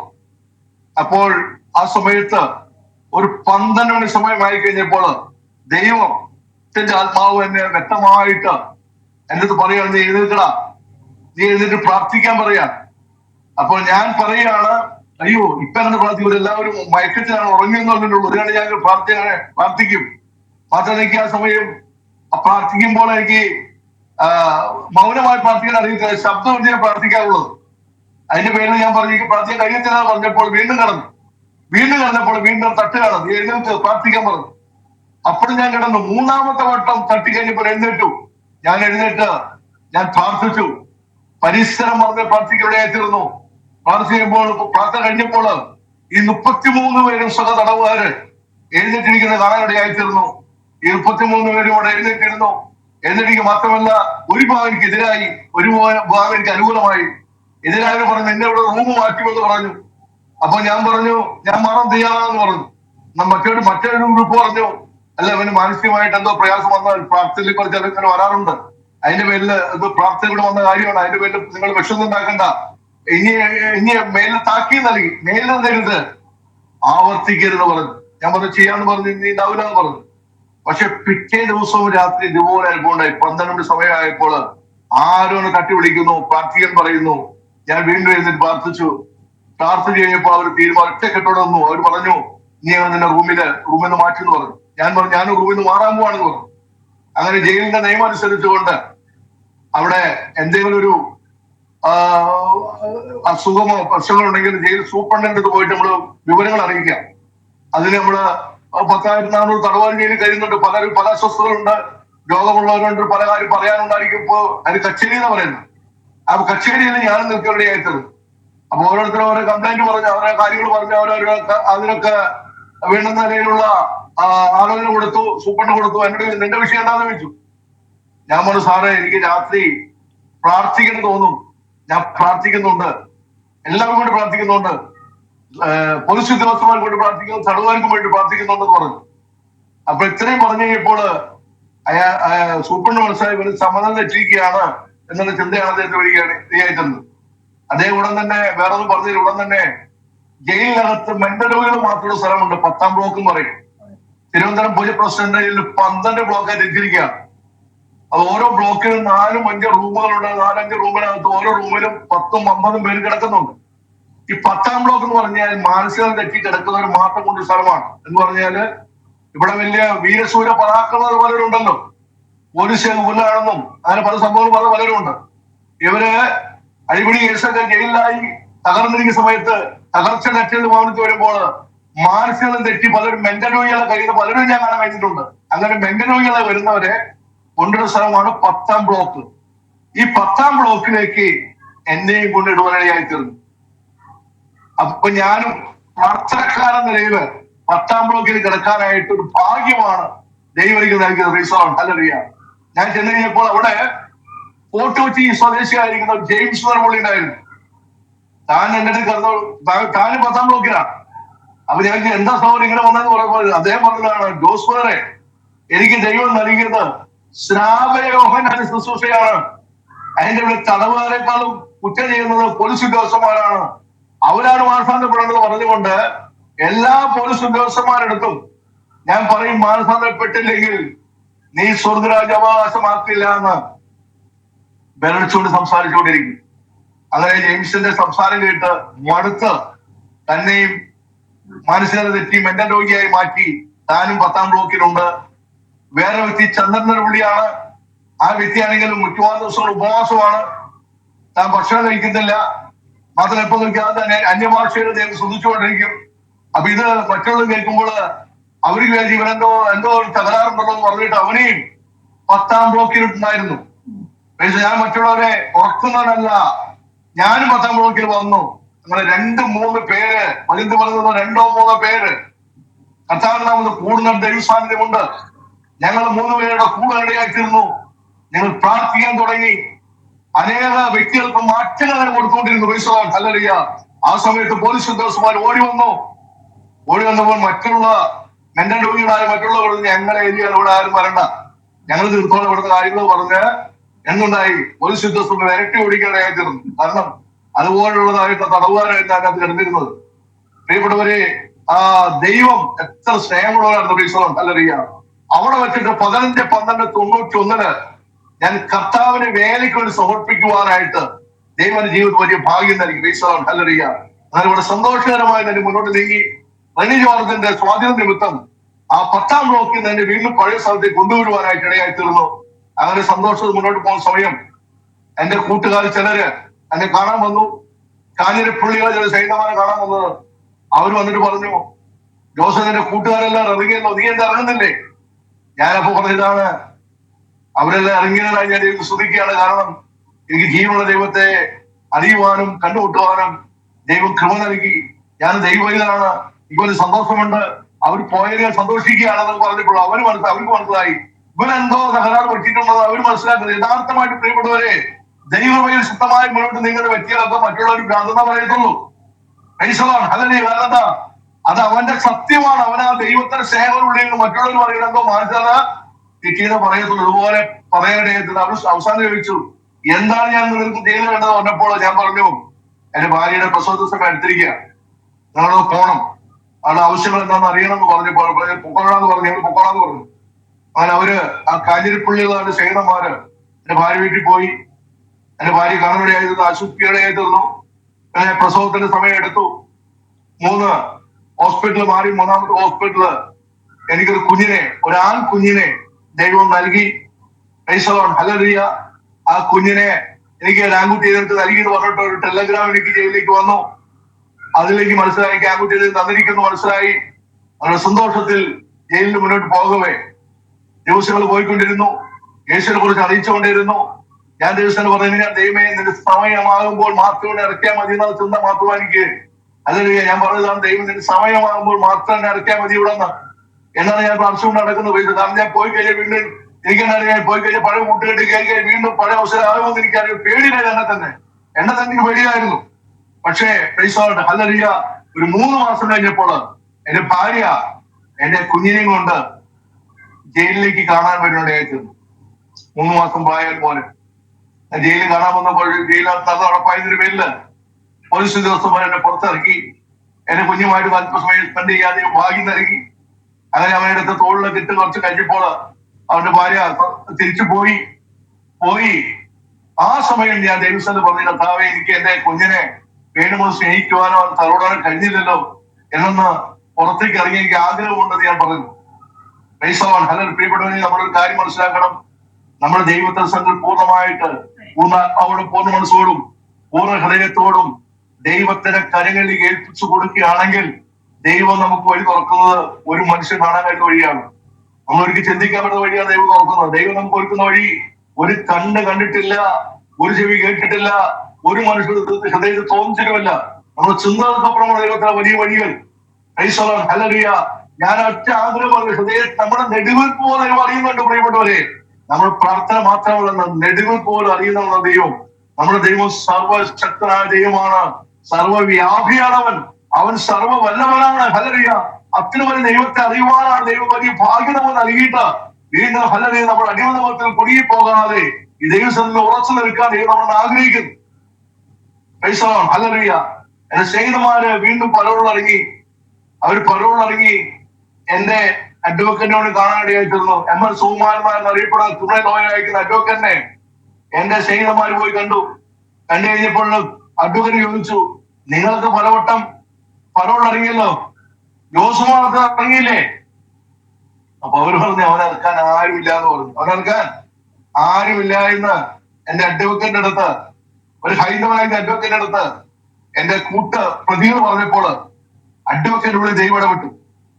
ബൈബിൾ എന്ന് പറയുന്നത്, രാജാവിന്റെ ഹൃദയം നേരത്തോട് കണക്കെ യഹോവയുടെ നൽകിയിരിക്കുന്നു, തനിക്ക് തിരിക്കുന്നത് പറയുന്നുണ്ടല്ലോ, അത് റിയലാണ് കേട്ടോ. ഹല്ലേലൂയ. നിനക്ക് ആരുമില്ലേ? നിന്നെല്ലാവരും കൈവിട്ട വ്യക്തിയാണോ നീ? കേൾക്കുന്നതിൽ ആരെങ്കിലും ആരുമില്ലാതെ ഒറ്റപ്പെട്ടിരിക്കുന്ന വ്യക്തിയാണോ? നിന്റെ വിഷയങ്ങൾ പരിഹരിക്കുവാനായിട്ട്, നിന്റെ പ്രശ്നം പരിഹരിക്കുവാനായിട്ട് യേശു ക്രിസ്തു കഴിയും. നീ പൂർണ്ണമായി യേശുക്ക് ഏൽപ്പിച്ചു കൊടുത്താൽ മാത്രം മതി. ദൈവം ഒരിക്കൽ വഴികൾ ഒരിക്കൽ കാണാൻ കഴിയത്തില്ല, നമുക്ക് കാണാൻ കഴിയാത്ത വഴി ദൈവത്തിന്റെ വഴികള്. അങ്ങനെ എന്റെ അഡ്വക്കേറ്റ് എനിക്ക് വേണ്ടി കേസ് പുഷ് ചെയ്യാൻ തുടങ്ങി. ഹൈക്കോടതിയിലേക്ക് എനിക്ക് വേണ്ടി ജാമ്യത്തിന് വേണ്ടി കാര്യങ്ങൾ നിർദ്ധാരണയായി തീർന്നു. അങ്ങനെ ജസ്റ്റിസ് കെ തോമസ് ബെഞ്ചിൽ ഹൈക്കോടതിയിൽ എനിക്ക് വേണ്ടി ജാമ്യം പുഷ് ചെയ്തു. അങ്ങനെ എനിക്ക് ദൈവം അത്ഭുതമായി ജാമ്യം കിട്ടി. പുറത്തേക്ക് ഇറങ്ങുവാൻ സർവശക്തനായ ദൈവത്തിന് പ്രസാദം തോന്നി.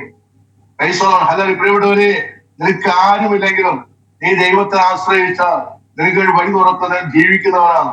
നമ്മൾ മരിച്ച് മൺമറിഞ്ഞ ദൈവത്തിലെ പറയുന്നത്. നമ്മൾ ജീവനുള്ള ദൈവമാണ് നമ്മുടെ ദൈവം. നമ്മുടെ ദൈവം വാക്ക് മാറുന്നവരല്ല. നമ്മുടെ ദൈവം വാക്ക് പറഞ്ഞാൽ വാക്ക് അതുപോലെ ചെയ്യുന്നവരാണ്. ഹല്ലേലൂയ. ഞാൻ പുറത്തേക്ക് ഇറങ്ങി എന്റെ ഭവനത്തിൽ വന്നു. രാത്രിയിൽ ഒരു 12 മണി സമയം ഭവനത്തിൽ വന്നത്. ഞാൻ വീട്ടില് വിളിച്ചു, അമ്മയെ വിളിച്ചു, എന്റെ സഹോദരിമാരെ വിളിച്ചു, അപ്പനെ വിളിച്ചു. പക്ഷേ ആരും വാതിൽ തുറക്കുന്നില്ല. കാരണം എന്താണ്? രാത്രി 12 മണി സമയം. പലവട്ടം ലെറ്റർ വന്നിട്ടുണ്ട്, എന്നെ പുറത്തിറക്കാൻ പറഞ്ഞു ലെറ്റർ വന്നു. പക്ഷെ അതൊന്നും ഇല്ല, മറുപടി ഇല്ല. ഇനി അവനെ എങ്ങനെയാ വന്നത്? ജയിൽ ചാടി വന്നവരാണോ, അല്ലെ എങ്ങനെയാ വന്നത്? ഇനി വന്നു കഴിഞ്ഞാൽ ഇവിടെ എന്തൊക്കെ നടക്കാൻ പോകുന്നത് എന്നുള്ള ചിന്ത, ഭയമാണ് വീട്ടിനകത്തുണ്ടായിരുന്നത്. ഞാൻ പറഞ്ഞു, എനിക്ക് മനസ്സിലായി.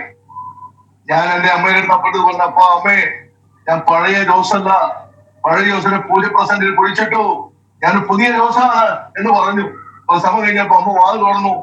അങ്ങനെ ഞങ്ങള് ക്രിസ്തുവിന്റെ നാമത്തെ സന്തോഷം എന്റെ കുടുംബത്തെ അനുഭവിപ്പാൻ ദൈവം വലിയൊരു ഭാഗ്യം എന്റെ കുടുംബത്തിന് നൽകി.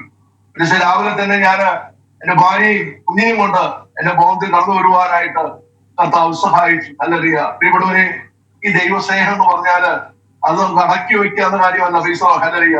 നിങ്ങൾ ശക്തി ലഭിച്ചാൽ, ഹല്ലേലൂയ, ശക്തി ലഭിച്ചിട്ട്, പരിശുദ്ധാത്മാവിന്റെ ശക്തി ലഭിച്ചിട്ട് വേണം യെരൂശലേമിലും യഹൂദ എല്ലായിടത്തും ശമരിയിലും ലോകത്തെടുത്തോടുന്നതിന്റെ സാക്ഷികളാകണമെന്നാണ് ബൈബിൾ പറയുന്നത്. ഹല്ലേലൂയ. അപ്പൊ ഈ ശക്തി എനിക്ക് ദൈവം നൽകി. ഹല്ലേലൂയ. എന്റെ മലപ്പാട് പോലീസ് സ്റ്റേഷൻ, മലപ്പാടുള്ള പള്ളി, അവിടെ കള്ളി ഷോപ്പ്, ഞായറാഴ്ച ഷോപ്പ്, ഇവിടെയൊക്കെ തന്നെ യേശു കുറിച്ച് അറിയിപ്പാൻ ദൈവം ജീവിതം വലിയ ഭാഗ്യം നൽകി. ഹല്ലേലൂയ. സ്വതന്ത്രം. അവങ്കിലേക്ക് നോക്കിയവർ പ്രകാശിതരായവർ. ഹല്ലേലൂയ. സ്വതന്ത്രം. മലമേലിരിക്കുന്ന പട്ടണം മറിഞ്ഞിരിക്കാൻ പാടില്ല. പ്രിയപ്പെട്ടവരെ, ദൈവത്തിന്റെ വലിയ വെളിച്ചം പ്രാപിച്ചവർ ഓരോരുത്തരും മറ്റുള്ള വെളിച്ചമായി മാറണം. ഹല്ലേലൂയ. വെളിച്ചമാണ് നമ്മള്. ദൈവത്തെ അനുഗമിക്കുന്ന, ദൈവത്തെ ജീവിക്കുന്ന, ദൈവം വെളിച്ചമാണ്. മറ്റൊന്ന് വെളിച്ചം കൊടുക്കേണ്ടവരാണ്. അങ്ങനെ എന്റെ വീടിന്റെ മുമ്പില് ഒരു കൺവെൻഷൻ നടത്തുവാനായിട്ട് കർത്താവ് സഹായിച്ചു കേട്ടോ. ഹല്ലേലൂയ. അപ്പോൾ എന്റെ വീടിനടുത്ത് 2 കള്ളി ഷാപ്പിന് വേണ്ടി ഞായറാഴ്ച ഷോപ്പാണ്. പിന്നെ ആണെങ്കിലും ബന്ധുത്താളുകളൊക്കെ ഉണ്ട്. അവരെ കൂട്ടുകാരെ വിളിച്ചു കൂട്ടി ഒരു കൺവെൻഷൻ ക്രമീകരിച്ചു. അപ്പോൾ റിക്കാർഡൊക്കെ വെച്ച് പാട്ടുകളൊക്കെ വെച്ചു. അങ്ങനെ കുറച്ചു പേര് വന്ന് കേൾക്കാൻ വന്നു. എന്താ പറഞ്ഞത്? കുറച്ചു പേര് വന്നു. എന്നാൽ എന്തുണ്ടായെന്ന് പറഞ്ഞു കഴിഞ്ഞാല്, ഞാൻ ക്ഷണിച്ച ദൈവദാസന്മാർ ആരും അന്ന് വന്നില്ല. ഞാൻ അന്ന് ഏറ്റവും കൂടുതൽ ഭാരപ്പെട്ട ദിവസമാണ്.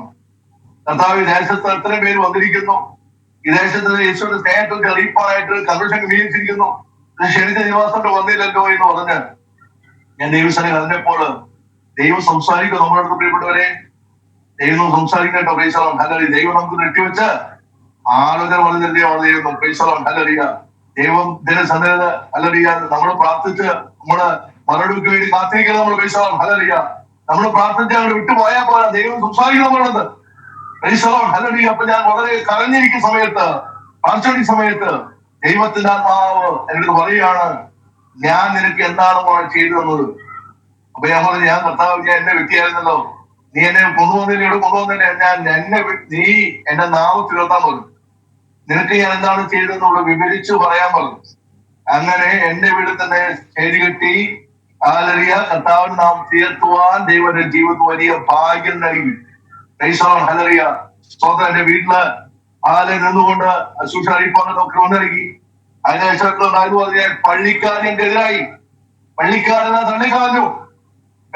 ഹല്ലേലൂയ. ഇങ്ങനെ ആൾക്കാർ പള്ളി വരണ്ടാന്നൊരു അവര് പ്രസിദ്ധി ചെയ്തു. ആ സമയത്ത് എന്റെ അപ്പൻ ചൂടായി. എന്ന് പറഞ്ഞാല് ഇവൻ കള്ളു കുടിച്ച പ്രശ്നങ്ങൾ ഉണ്ടാക്കി ഈ നാട്ടുകാരെയൊക്കെ ഉറപ്പിക്കുകയാണെന്ന് ഇവന്റെ ജീവിതത്തിൽ മാറ്റം വന്ന് ഈ ദേശത്തൊരു സുവിശേഷം നടത്തി കഴിഞ്ഞപ്പോൾ അവിടെ അല്ലെങ്കിൽ അത് നടത്തിയെങ്കിൽ അതിനെ പള്ളിയിൽ നിന്ന് മുടക്കുകയാണെങ്കിൽ ഞങ്ങളിനി ആ പള്ളിയിൽ പോകുന്നില്ല എന്ന് എന്റെ അപ്പനും അമ്മയും സഹോദരിമാരൊക്കെ തീരുമാനമെടുത്ത് പ്രിയപ്പെട്ടവരെ കണ്ടറിയാം. വരും പറഞ്ഞു, ഞാൻ എന്റെ കുടുംബമോ ഞങ്ങൾ പോവേ സേവിക്കും. ഹല്ലേലൂയ. എന്റെ അപ്പനും അമ്മയും എന്റെ അനിയത്തിമാരും അനിയനും രക്ഷിക്കപ്പെട്ട് സ്ഥാനപ്പെട്ട് ദൈവസഭയോട് ചേർന്ന് കാണുവാനുള്ള ഭാഗ്യം ദൈവത്തിന്റെ ജീവിതത്തിൽ നൽകി. ഹല്ലേലൂയ. പിന്നീട് എന്റെ ആഗ്രഹം ഒരു ഭാര്യ വീട് എന്ന് പറയുന്നത് അപ്പനമ്മയും കൂടി 8 മോളുകളായിരുന്നു. അവര് ജീവന ദൈവത്തിലേക്ക് അറിയണം. അവര് ഭാര്യ പഠിച്ചത് വടശ്ശേരിക്കര സ്കൂളിലാണ്. വടശ്ശേരിക്കര സ്കൂളില് ഒരു 3 ദിവസം കൺവെൻഷൻ കഴിക്കാനിടയായി തീർന്നു.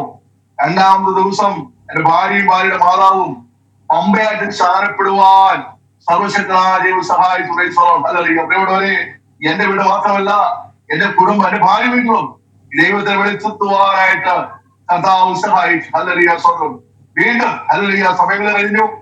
എന്റെ ഭാര്യ രണ്ടാമതും ഗർഭിണിയായി. സ്വന്തം കൈക്കോട്ടെ കേസ് വരികയാണ്. ആ സമയത്ത് ഹല്ലേലൂയ, സ്വന്തം കേസ് ചിലരോട് ശിക്ഷിക്കുന്നു പറഞ്ഞു, ചിലർ വെറുതെ വിടുന്നു പറഞ്ഞു. അങ്ങനെയൊക്കെ പറഞ്ഞുകൊണ്ടിരിക്കുമ്പോൾ നിനക്ക് എങ്ങനെയും ജഡ്ജിയെ കാണാൻ പറ്റുമോ, നമുക്ക് അതിനുള്ള ബന്ധപ്പെടാൻ പറ്റുമോ എന്നൊക്കെ ചോദിച്ചപ്പോൾ ഞാൻ ആരും കാണാൻ പറ്റത്തില്ല, ഞാൻ ആരും കാണണമെന്നില്ല. ദൈവം എന്നെ വിടുവിക്കുന്നു പറഞ്ഞു. ഹല്ലേലൂയ. അപ്പോ 2 കുഞ്ഞുങ്ങള് ആയി. ഹല്ലേലൂയ. ഒരു പെൺകുട്ടിയുടെ ദൈവം നൽകി. അത് സന്തോഷം ജീവിച്ചിരിക്കുന്ന സമയത്താണ് എന്റെ ഹൈക്കോടതി കേസ് വരുന്നത്. ആ കേസ് വന്നപ്പോൾ എന്തുണ്ടായെന്ന് പറഞ്ഞാല്, ഞാൻ പ്രതീക്ഷിച്ച കേസ് ശിക്ഷിക്കേണ്ടത് ധാരണയായിരുന്നു. എന്നാൽ എന്റെ കേസ് വീണ്ടും ഹൈക്കോടതി ശിക്ഷ തിരിവെച്ചു. 4 പേരെ വെറുതെ വിട്ടു, 4 പേരെ ശിക്ഷിച്ചാൽ എന്നെയും ശിക്ഷിച്ചു. വീണ്ടും ജയിലിൽ പോകേണ്ട അവസ്ഥയുണ്ടായി. ഹല്ലേലൂയ. ജയിലിൽ പോകുന്നതിന് മുമ്പ് ഞാനൊരു ഭാര്യയുടെ, അന്ന് തൃശ്ശൂരായിരുന്നു എന്റെ വീട്ടിലായിരുന്നു, എന്റെ ഭാര്യയെ അവിടെ പടശ്ശേരിക്ക് ഉണ്ടാക്കിയിട്ടുണ്ട് ജയിലിൽ പോണെങ്കിൽ. അപ്പൊ 2 കുഞ്ഞുങ്ങളും ഞാനും ഭാര്യയും കൂടിയിട്ട് സിംഗോറിന്റെ ചർച്ച കൊണ്ട് തമ്പിച്ചാരിന്റെ ചർച്ചയിൽ കടന്നു ചെന്നു. ശനിയാഴ്ച കടന്നു ചെല്ലുകയാണ്. കടന്നു ചെന്നപ്പോ തന്നെ തമ്പിച്ചാരും മാനിക മനസ്സിലായി കേസ് ഫിറ്റിട്ടായി ഇരിക്കുകയാണ്. അവർക്ക് അറിഞ്ഞ് എല്ലാവരും അറിഞ്ഞു. അപ്പൊ ഞാൻ പറഞ്ഞു, കൊണ്ടാക്കിയിട്ടുണ്ടെങ്കിൽ ജയിലിൽ പോകണമെന്ന് പറഞ്ഞു. അങ്ങനെ എനിക്ക് വലിയ പ്രശ്നങ്ങളൊന്നുമില്ല. പക്ഷെ ജോലി, എന്റെ ഭാര്യയോട് ജോലി ചെയ്താണ്. അവൾ വളരെ കരയുകയാണ്. എന്താ ചെയ്യുന്നത്? 2 കുഞ്ഞുങ്ങളുണ്ട്, ഞാൻ എന്താ ചെയ്യേണ്ടത്? അപ്പനും വയസ്സായിരിക്കുകയാണ്, ആരും ആശ്രയമില്ല. എന്നാൽ വളരെ വേദനയോടുകൂടി അവളായിരിക്കുകയാണ്. എന്നാൽ ഞായറാഴ്ച ആരാധന കഴിഞ്ഞ് ഞാൻ ഭാര്യ വീട്ടിൽ കൊണ്ടാക്കിയിട്ട് ഞാൻ ജയിലിൽ പോകാൻ തയ്യാറായിട്ട് നിൽക്കുന്ന സമയത്ത് ഞായറാഴ്ച രാവിലെ ഒരു അത്ഭുതം നടക്കുകയാണ്. എന്താണ് അത്ഭവം എന്ന് പറഞ്ഞാല്, 14 വർഷം ശിക്ഷ കഴിഞ്ഞ് റെനി ജോർജ് അതേ സ്ഥലത്ത് നന്ദി പറയാൻ വന്നിരിക്കുകയാണ്. ഞാനത് ശിക്ഷിക്കപ്പെട്ട് ജയിലിലേക്ക് പോകാൻ വന്നിരിക്കുകയാണ്. അന്ന് സഭയുടെ ശ്രദ്ധയിൽ പ്രാർത്ഥന എന്ന് പറഞ്ഞു കഴിഞ്ഞാല്, റെനി ജോർജ് ജയിലിൽ പുറത്തേക്ക് ശുശ്രൂഷിക്കും, എന്നെ ജയിലിനകത്തേക്ക് ശുശ്രൂഷിക്കും. സഭ ശ്രദ്ധയോടെ പ്രാർത്ഥിച്ച് ഞങ്ങളെ വിടാനായിട്ടിടയായിട്ട് പ്രിയപ്പെട്ടവരെ, ഹല്ലേലൂയ. നമ്മള് ആത്മീയമായി മുന്നോട്ട് പോകുമ്പോൾ നമ്മള് കട്ടതയൊക്കെയുണ്ട്, വേദനയുണ്ട്. റോമർക്കിലെ 5-ാം മുന്നിൽ പറയുന്നു, കട്ടത, സഹിഷ്ണുത, ശുദ്ധത, പ്രത്യാശ എന്ന് പറയുമ്പോൾ കട്ടതയുണ്ട്. കട്ടകാൽ നീ കുറഞ്ഞു പോയാൽ നിന്റെ ബലം നഷ്ടമാണെന്ന് പറഞ്ഞത്. ഹല്ലേലൂയ.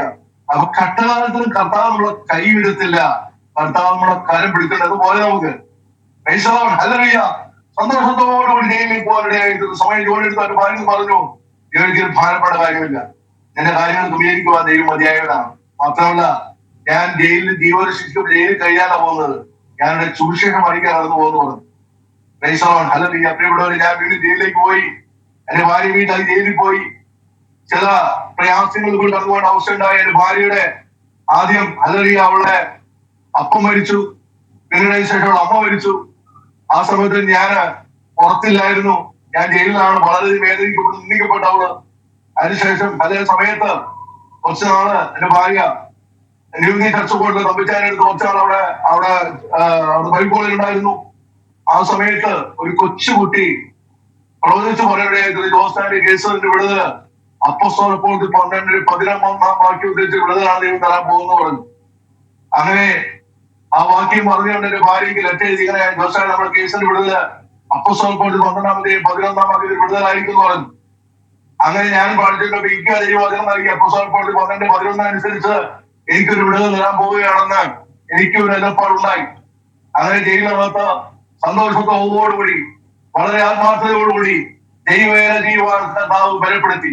27 പേര് കർത്താവിന്റെ വേലയ്ക്ക് വേണ്ടി ഒരു ഗുഡ് ഫ്രൈഡേ ദിവസം സമർപ്പിക്കാനായിട്ട് 27 പേര് കർത്താവിന് വേലയ്ക്ക് വേണ്ടി സമർപ്പിച്ചു. അത് സമർപ്പിച്ചു. അന്ന് രാത്രി ഇവൻ ഇടപെട്ട് പറഞ്ഞു, നിന്നെ ശുശ്രൂഷയുടെ അവസാനിച്ചതാ, നിന്നെ പുറത്തേക്ക് അയക്കാൻ പോവാണെന്ന് പറഞ്ഞു.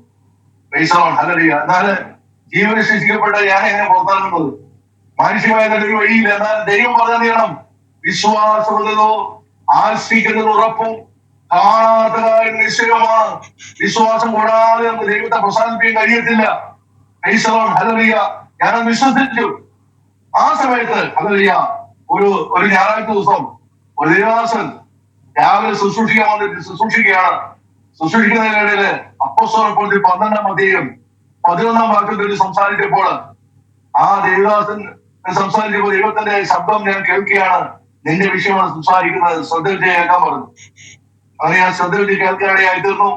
ഞാൻ ദേവസ്വം പറയുകയാണ്, ദൈവമേ ഉച്ചതിന് വേറെ ദിവസം നടന്നു വരും. ആ ദേവദാസൻ ഇതേ വാക്യം സംസാരിക്കുകയാണെങ്കിൽ ഞാൻ എന്റെ കൂട്ടുവിശ്വാസികളുടെ ഉറപ്പിന് വേണ്ടി അത് പ്രഖ്യാപിക്കുന്നു പറഞ്ഞു. തീരുമാനമെടുത്താ ഹല്ലേലൂയ.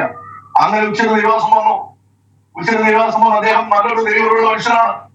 അദ്ദേഹം വന്ന് നിങ്ങളെ പറയേണ്ടതായിരുന്നു, 1 മാസമായിട്ട് ദൈവം നിങ്ങൾക്ക് ആലോചനയുണ്ട്, അത് അറിയിക്കാൻ ഞാൻ വന്നിരിക്കുകയാണെന്ന് പറഞ്ഞിട്ട് അദ്ദേഹം പിന്നീട് പറയുകയാണ്, നമ്മുടെ ആരാധനയും പാട്ടം കേട്ട് അദ്ദേഹം പറയുകയാണ്, ആ ഒരു വചനം പറയാൻ വന്നെങ്കിലും ദൈവത്തിന്റെ ശബ്ദം കേട്ടു, ഇവിടെ ഈ സമയത്ത് ഈ വചനം പറയണ്ട, നിങ്ങൾ പ്രാർത്ഥിക്ക്, ചില വ്യക്തികൾ ദൈവം ദൂതറിയിക്കാമെന്ന് പറഞ്ഞു.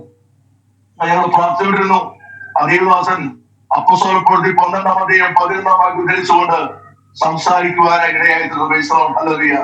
ആ സംസാരിച്ച് കഴിഞ്ഞപ്പോൾ എനിക്ക് മനസ്സിലായി, ദൈവം എന്നെ ചെയ്യുകയാണ്, ഈ പൂജപ്രശ്നത ഞാൻ വിളിച്ചിരിക്കുകയാണെന്ന് ഉറപ്പിലേക്ക് ദൈവം നൽകി. ഞാന് എന്റെ സഹോദരന്മാർക്ക് പറഞ്ഞു, ഈ ശ്രദ്ധ ചെയ്യുന്നതിനെ വിളിച്ചിരിക്കുകയാണെന്ന് ഞാൻ പ്രഖ്യാപിക്കുകയായിട്ട്. ഹല്ലേലൂയ. മാനുഷ്യമായി നല്ലൊരു പഴുതൽ പ്രിയപ്പെട്ടവരെ, ഹല്ലേലൂയ. എന്താണ് ദൈവത്തെ തെറ്റുപറ്റാൻ കഴിയാം. ഹല്ലേലൂയ. സുപ്രീം കോടതി അഡ്വക്കേറ്റിന് ഞാന് കേസിന്റെ കാര്യങ്ങളൊക്കെ കൊടുത്തിട്ടുണ്ടായിരുന്നു. ഹല്ലേലൂയ. ജാമ്യത്തിന് വേണ്ടി. എന്നാൽ അഡ്വക്കേറ്റ് പറഞ്ഞു ജാമ്യം കിട്ടാൻ സാധ്യതയില്ല, ജോസ് കേസ് നോക്കാന്ന് പറഞ്ഞു. പക്ഷെ അദ്ദേഹത്തിന് ഞാൻ കൊടുത്തത് ഒരു ഇംഗ്ലീഷ് ബൈബിൾ, മുസ്ലിം അഡ്വക്കേറ്റ് ആണ് കൊടുത്തത്, ഇംഗ്ലീഷ് ബൈബിളാണ്. ഞാൻ പറഞ്ഞു, ഈ പൈസ എന്റെ കുറച്ച് സ്ഥലമുണ്ട്, വിറ്റ് കഴിഞ്ഞാൽ പൈസ തരാൻ സാധിക്കും, ഇപ്പൊ തരാനുള്ള പറഞ്ഞിട്ടുണ്ട്. ഇംഗ്ലീഷ് ബൈബിൾ കൊടുത്തിട്ടാ പോകുന്ന റീസോൺ. ഹല്ലേലൂയ. അപ്പോഴും അദ്ദേഹം പറഞ്ഞത് ഞാൻ രക്ഷപ്പെടാൻ വഴിയൊന്നും കാണുന്നില്ല റീസോൺ. ഹല്ലേലൂയ. എന്ന പ്രിയപ്പെട്ടവരെ, അത് ആരെല്ലാം എന്തെല്ലാം പറഞ്ഞാലും മെഡിക്കൽ സയൻസ് പറയുന്നത് മറ്റേ കേസാണ്, ക്യാൻസർ ആണ്, മറ്റേതാണ് പറഞ്ഞാലും അതല്ല വിശ്വസിക്കുന്നത്. ദൈവത്തിൽ വിശ്വസിക്കുക. ദൈവത്തിന്റെ മഹത്വം നമ്മൾ വെളിപ്പെടുകയായി തീരും. ഹല്ലേലൂയ. മറ്റുള്ള എന്തും പറയട്ടെ, മെഡിക്കൽ സയൻസ് പറയട്ടെ, മറ്റുള്ള എന്തും പറയട്ടെ, ഹല്ലേലൂയ. അതിലേക്ക് അപ്പുറമായി ദൈവത്തെ വിശ്വസിക്കുക. ദൈവത്തിന് വലിയ പ്രവർത്തികൾ കണ്ടുകൊണ്ട് കാണാൻ കഴിയും. ഹല്ലേലൂയ. വിവര മാനുഷ്യമായ പരിഹാരങ്ങളൊന്നുമില്ല, പക്ഷേ ദൈവം പറയാൻ വിളിച്ചിരിക്കാന്ന് പറയാം. ആ സമയത്ത് എന്റെ ഭാര്യ ജയിലിനകത്തുനിന്ന് പലരോടൊക്കെ വന്നിരിക്കുക. അതുവരെയാത്ത പ്രയാസങ്ങളെന്ന് അവൾ നേരിട്ട് കണ്ടിട്ട് വന്നു. സൂപ്രണ്ട് വളരെ മോശമായിട്ട് സംസാരിച്ചു. അപ്പൊ എന്റെ കുഞ്ഞിനെ കൊണ്ട്, രണ്ടാമത്തെ കുഞ്ഞിനെ കൊണ്ട് എന്നെ ജയിലിലേക്ക് എന്റെ ഭാര്യ പരോടക്കം വരുന്നത് വളരെ മോശമായിട്ട് സംസാരിച്ചവള് പറഞ്ഞു, ഇനി നിങ്ങളെ ഇറക്കാൻ ഞാൻ പരോട് ഇറക്കാൻ ഞാൻ വരത്തില്ല, കാരണം അത്രമാത്രം നിന്ദിക്കപ്പെട്ടു എന്ന് പറഞ്ഞു. അപ്പൊ ഞാൻ പറഞ്ഞു, നീ ഇറക്കണമെന്ന് പറഞ്ഞു. കാരണം ഹെൽപ്പ് ഇവിടെ എല്ലാവരും കൈ ഒഴിയുമ്പോഴാണ് ദൈവത്തിന്റെ വലിയ വഴികൾ നമുക്ക് കാണാൻ കഴിയുന്നത്. ഹല്ലേലൂയ. ആരെല്ലാം കൈ ഒഴിഞ്ഞാലും ആരെ ഒറ്റപ്പെടുത്തിയാലും ദൈവം നിനക്ക് വഴി തുറന്നാൽ അത് തുറന്നു തന്നെയാണ്. അതൊരു മനുഷ്യൻ അടയ്ക്കാനായിട്ട് കഴിയത്തില്ല. ഹല്ലേലൂയ. എന്ന് പറഞ്ഞാൽ ഞങ്ങള് സ്വന്തം ഭാര്യ എന്റെ വീട്ടിലേക്ക് കൊണ്ടുപോയി. എല്ലാം ബുധനാഴ്ച വീണ്ടും പ്രാർത്ഥനയുണ്ട്. പ്രാർത്ഥനയ്ക്ക് പായിട്ടുണ്ട്. ഈ സമയത്ത് ഒരു ഹല്ലേലൂയ ഫോൺ കോൾ വരികയാണ്. ആ ഫോൺ കോൾ എന്തോ നോക്കാനായിട്ട് എന്റെ ഭാര്യ ഫോൺ കോൾ, എന്റെ വീട്ടിലാണ്, അടുത്ത വീട്ടിലാണ് ഫോൺ കൊണ്ടിരിക്കുന്നത്. നീ പോയി നോക്കാൻ പറഞ്ഞു. അവൾ ഓടിപ്പോയി നോക്കി കഴിഞ്ഞപ്പോൾ അവള് കരച്ചിലുണ്ട്, സങ്കടമുണ്ട്. എന്താ നീ കഴിയില്ല, ആരും മരിച്ചെന്ന് ചോദിച്ചപ്പോൾ അല്ല, നിങ്ങളുടെ കേസ് സുപ്രീം കോടതി വെറുതെ വിട്ടു എന്ന് പേപ്പറിൽ കൂടെ വായിച്ചിട്ട് ചേച്ചിയാണ് വിളിച്ചു പറയുന്നത് പറഞ്ഞു. എന്റെ പ്രധാനമന്ത്രി ചേച്ചിയാണ് വിളിച്ചു പറഞ്ഞത്. ഹല്ലേലൂയ. ജോസിന്റെ കേസ് സുപ്രീം കോടതി വെറുതെ വിട്ടു. അബൂബക്കർ കേസ് 2-ാം പ്രതിയായ ജോസിനെ സുപ്രീം കോടതി വെറുതെ വിട്ടു എന്ന് പറഞ്ഞിട്ടുള്ള ഒരു ഹല്ലേലൂയ പേപ്പർ വാർത്ത കേട്ടിട്ട് ചേച്ചി വിളിച്ചു പറയാൻ. സ്വതന്ത്രം. ഞാൻ അത്രയും വിശ്വാസത്തിന്റെ വാക്കുകൾ പറയാൻ ഞാൻ പറഞ്ഞു, ഇപ്പൊ നീ ആരോടും പറയണ്ട, അടുത്ത പേപ്പർ നോക്കാന്ന് പറഞ്ഞു. അങ്ങനെ മാതൃഭൂമി പേപ്പർ നോക്കി, മാതൃഭൂമി പത്രത്തിനകത്തുകൊണ്ട് അബൂബക്കർ കേസ് 2-ാം പ്രതിയെ വെറുതെ വിട്ടിരിക്കുന്നു. എന്നിട്ട് വിശ്വാസം വരുന്നില്ല. മൂന്നാമത് പറഞ്ഞു, നമുക്ക് അഡ്വക്കേറ്റ് വിളിക്കാം, വൈകുന്നേരം നമുക്ക് ഡൽഹിയിൽ അഡ്വക്കേറ്റ് വിളിക്കാന്ന് പറഞ്ഞു. അതിന് അഡ്വക്കേറ്റ് വിളിച്ചപ്പോൾ അഡ്വക്കേറ്റ് പറഞ്ഞു, ജോസേ നിന്നെ വിടുവിച്ച ദൈവത്തെ മഹത്വപ്പെടുത്താൻ പറഞ്ഞു. ഹല്ലേലൂയ. ഇവിടെ ദൈവം കാര്യം പറഞ്ഞത് അങ്ങനെ തന്നെയാണ്, യാതൊരു മാറ്റമില്ല. ഞങ്ങളല്ലോ അപ്പോസ്തലപ്രവൃത്തി 12:11 പറയുന്നു, ഹല്ലേലൂയ എന്ന് പറയുമ്പോൾ അത് സഭ ശ്രദ്ധയോടെ പ്രാർത്ഥിച്ചപ്പോൾ അതറിയ യോഹന്നാനെ വാൾ കൊണ്ടുവന്നു. അത് യഹൂദന്മാർക്കും ഹെരോദാരാജാവിനും വളരെ സന്തോഷമായി.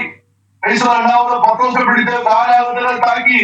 അത് സഭ ശ്രദ്ധയോട് പ്രാർത്ഥിക്കുകയായിരുന്നു. പ്രാർത്ഥിച്ചപ്പോൾ ഹല്ലേലൂയ ദൈവം ചെയ്തു, ദൂതനെയൊക്കെ അയച്ചു. ഹല്ലേലൂയ ദൂതനെ അയച്ചിട്ട് തന്നെ ഹല്ലേലൂയ പുറത്തേക്ക് കൊണ്ടുവരികയാണ്. ഒന്നാം നാവും രണ്ടാം നാവിലും പട്ടണത്തിന് പ്രധാനപ്പെട്ട കാവൽ കഴിഞ്ഞപ്പോഴാണ് പത്രോസിന് മനസ്സിലായത് സ്വബോധമല്ല, സ്വപ്നമല്ല, ഇത് വാസ്തവമായി ദൈവം വിടുവിച്ചിരിക്കാൻ ബോധ്യമായിരുന്നു. അതുപോലെ തന്നെ ദൈവം അത്ഭുതമായിട്ട് പുറത്തു കൊണ്ടുവന്നു എന്നെ. ഹല്ലേലൂയ ആ സന്തോഷത്തിൽ അല്ലെങ്കിൽ ദൈവനെ അതിനകത്തേക്ക് പുറത്തേക്ക് കൊണ്ടുവന്നു. അത്ഭുതമായിട്ട് സന്തോഷത്തിലേക്ക് ഞാൻ മുന്നോട്ട് നീങ്ങി. അങ്ങനെ പ്രിയപ്പെട്ടവരെ പിന്നെ ചെയ്യുന്ന പ്രവർത്തനങ്ങൾ ആരംഭിച്ചു.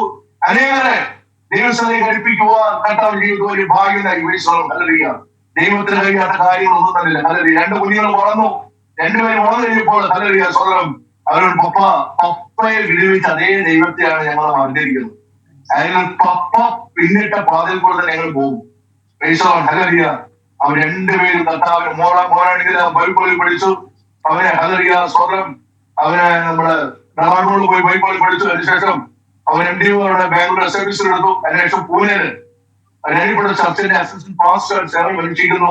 ഞങ്ങൾക്ക് 2 കുഞ്ഞുങ്ങളുണ്ട്. സന്തോഷമായിട്ട് അവര് കർത്താവ് വേല ചെയ്തു. ഹല്ലേലൂയ മോളും ഭർത്താവും അല്ലെങ്കിൽ അവരും ദൈവം തന്നെയാണ്.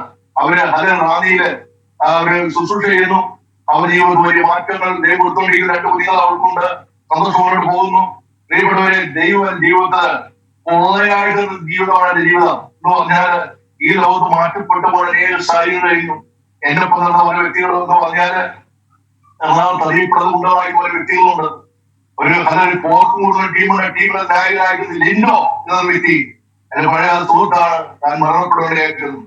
കത്തിരിക്കാറുള്ള റാഫിയുടെ ഉള്ളിലായിരുന്നു. റാഫി ലോകത്ത് മാറ്റപ്പെടുകയായിരുന്നു. പിന്നെ അതുപോലെ തന്നെ ദേവസിയ അവൻ ലോകത്ത് മാറ്റപ്പെട്ടു. ഹല്ലേലൂയ അതുപോലെ തന്നെ കത്തി സുരേഷ് ആലൂർ സ്വദേശിയാണ്. താൻ ഹല്ലേലൂയ ലോകത്ത് മാറ്റപ്പെട്ടു. ഹല്ലേലൂയ എന്നെ കൂടാതെ ജയപ്രകാശ് JP ബോംബെയിൽ വെച്ച് ദുരൂഹവശായിട്ട് മരണപ്പെട്ടു. എന്നോടുള്ള സുഹൃത്തുക്കൾ വ്യക്തി ദേവ സ്വദേശിയാണ്. നാട്ടുകാർ നെല്ലിക്കുരുവണിയായിരുന്നു. എന്നോടുള്ള കൈസൻ ആളുകൾ നെല്ലിക്കുരുവണിയായിരുന്നു. എന്നോടുള്ള ജോർജ് ആത്മഹത്യ ചെയ്തു. ഇവിടെ എല്ലാവരെക്കാൾ മുമ്പിൽ പോകേണ്ട എന്നെ കർത്താവ് കണ്ണേരുമേലാണ്.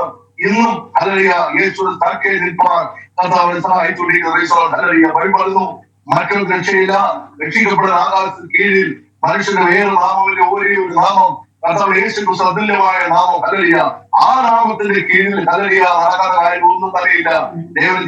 എന്റെ ദൈവം അല്ലെങ്കിൽ കുറയാട്ടെന്ന് ഞാൻ ഭാര്യ അതിൽ സന്തോഷത്തോടുകൂടി എറണാകുളത്ത് തൊട്ടാനിക്കലിൽ താമസിക്കുന്നു. അവിടെ ചിൽഡ്രൻസ് ഹോമുകൾ നടത്തി 21 വർഷം ചിൽഡ്രൻസ് ഹോം നടത്തി. അനേക കുട്ടികളിലെ ഈ ദൈവത്തിൽ സേവം പകരുകയായി തീർന്നു. ഇപ്പോൾ ചിൽഡ്രൻസ് ഹോം നിർത്തി ഇപ്പോൾ മദ്യത്തിനും മയക്കുമരുന്നിനും എതിരെയുള്ള ഡി അഡിക്ഷൻ സെന്റർ നടത്തുന്നു. അങ്ങനെ ദൈവകൃപയാ ദൈവം വെളിച്ചം നൽകിക്കൊണ്ട് മുന്നോട്ട് നീങ്ങിക്കൊണ്ടിരിക്കുന്നു. ഹല്ലേലൂയ കുടുംബവും സന്തോഷത്തിൽ മുന്നോട്ട് പോകുന്നു. ദൈവം എനിക്ക് നൽകിയ ജീവിതമാണ്. അതെനിക്ക് അറിയാം. ഹല്ലേലൂയ ആരും എന്നെ പോലെ കടന്നുപോകുന്ന വ്യക്തികൾ ഇത് കേൾക്കുന്നുണ്ടെങ്കിൽ ഹല്ലേലൂയ നിങ്ങൾക്ക് വേണ്ടി എനിക്ക് കഴിഞ്ഞിരിക്കുന്നത് നിങ്ങൾ നീർനിമിഷങ്ങൾ പരിഹാരം തരുവാനായിട്ട് യേശു ക്രിസ്തു കഴിയുമെന്ന് പറഞ്ഞുകൊണ്ടും എനിക്ക് മത്സരം വഹിക്കു തന്ന ഈ ഹല്ലേലൂയ സ്വതന്ത്രം ആരെടുക്കും നന്ദി പറഞ്ഞുകൊണ്ടും എന്റെ വാക്കുകൾ വിരമിക്കുന്നു. ദൈവനാമം മഹത്വപ്പെടുമാകട്ടെ. കർത്താവിന്റെ ദാസനെ ദൈവം നടത്തിയ വിധങ്ങള്, കൊണ്ടുവന്ന വഴികള്, ജീവിതത്തില് ഒന്ന് എല്ലാം നഷ്ടപ്പെട്ടെന്ന് തോന്നിയ സ്ഥാനത്ത് നിന്നും ആർക്കും വേണ്ട എന്ന് തോന്നിയ സ്ഥാനത്ത് കർത്താവ് അതിന്റെ ദാസനെ തിരഞ്ഞെടുത്ത് ഒരു അനുഗ്രഹിക്കപ്പെട്ട പ്രകാശമാക്കി മറ്റുള്ളവർക്ക് കർത്താവ് തീർത്തു. കർത്താവ് ഇന്ന് ഉപയോഗിച്ചു കൊണ്ടിരിക്കുന്നു. അനേകരെ ക്രിസ്തുവിലേക്ക് നേടുവാൻ തക്കവണ്ണം കർത്താവ് ഉപയോഗിച്ചു കൊണ്ടിരിക്കുന്നു. ഇനിയും കർത്താവ് ദേവദാസനെ അതിനായി കുടുംബമായി സഹായിക്കട്ടെ എന്ന് ഞങ്ങൾ ആശംസിക്കുന്നു. ഇത്രത്തോളം സമയം കർത്താവിന്റെ ദാസന്റെ വിലപ്പെട്ട സമയം ഞങ്ങളോടൊപ്പം ആക്കി തന്നതിനെ ഓർത്ത് ദേവദാസന് നന്ദി കരയേറ്റുന്നു. കർത്താവ് ദേവദാസനെ ധാരാളം അനുഗ്രഹിക്കട്ടെ. താങ്ക് യു പാസ്റ്ററെ. ദേവദാസൻ ഒന്ന് പ്രാർത്ഥിച്ചാട്ടെ. ഹല്ലേലൂയ. കർത്താവേ നന്ദിയോട് സ്തോത്രങ്ങൾ, നന്ദിയോട് സ്തുതിക്കുന്ന കർത്താവേ, സർവശക്തനായ നല്ല ദൈവമേ കർത്താവേ, നന്മരമായ തലങ്ങളിലേക്ക് കർത്താവ് ഞങ്ങളെ പൂർണ്ണമായി സമർപ്പിച്ച് പ്രാർത്ഥിക്കുകയാണ്. ഇത് കർത്താവെ ഞങ്ങളെ പല സ്ഥലങ്ങളിലും പല സ്ഥലങ്ങളിൽ കേൾക്കുന്നുണ്ട്, കാണുന്നുണ്ട്. എന്റെ ദൈവമേ, അവർ ഭാരങ്ങളെന്ന് അറിയുന്നുണ്ട്. അവർ വേദന വിടുവിക്കാനെങ്കിൽ മാത്രമേ കഴിയത്തുള്ളൂ. കർത്താവിനെ ആശ്വസിപ്പിക്കുകയും വിടുവിക്കുകയും ചെയ്തതായി ഞാൻ പ്രാർത്ഥിക്കുന്ന കർത്താവെ, ഈ പ്രോഗ്രാം നടത്താൻ ആയിരിക്കായി സ്തോത്രം. എന്റെ കർത്താവെ സഹായിക്കുന്നതായി പ്രാർത്ഥിക്കുന്നു. കൂടി അനേകരുടെ കുട്ടികളെ തുറക്കുവാൻ, അനേകരങ്ങളിലേക്ക് അടുപ്പിക്കുവാൻ ഈ പ്രവർത്തന പോകാൻ ഇടയാക്കേണ്ടതായി ഞാൻ അവർ പ്രാർത്ഥിക്കുന്നത് സ്തോത്രം. അത് സഹായിക്കുന്ന സ്തോത്രം. എല്ലാ മാനവഭാഗത്തും സമർപ്പിക്കുന്നു. ഞങ്ങൾക്ക് ജീവൻ കർത്താവിനെ നാമം തന്നെ ആമേൻ.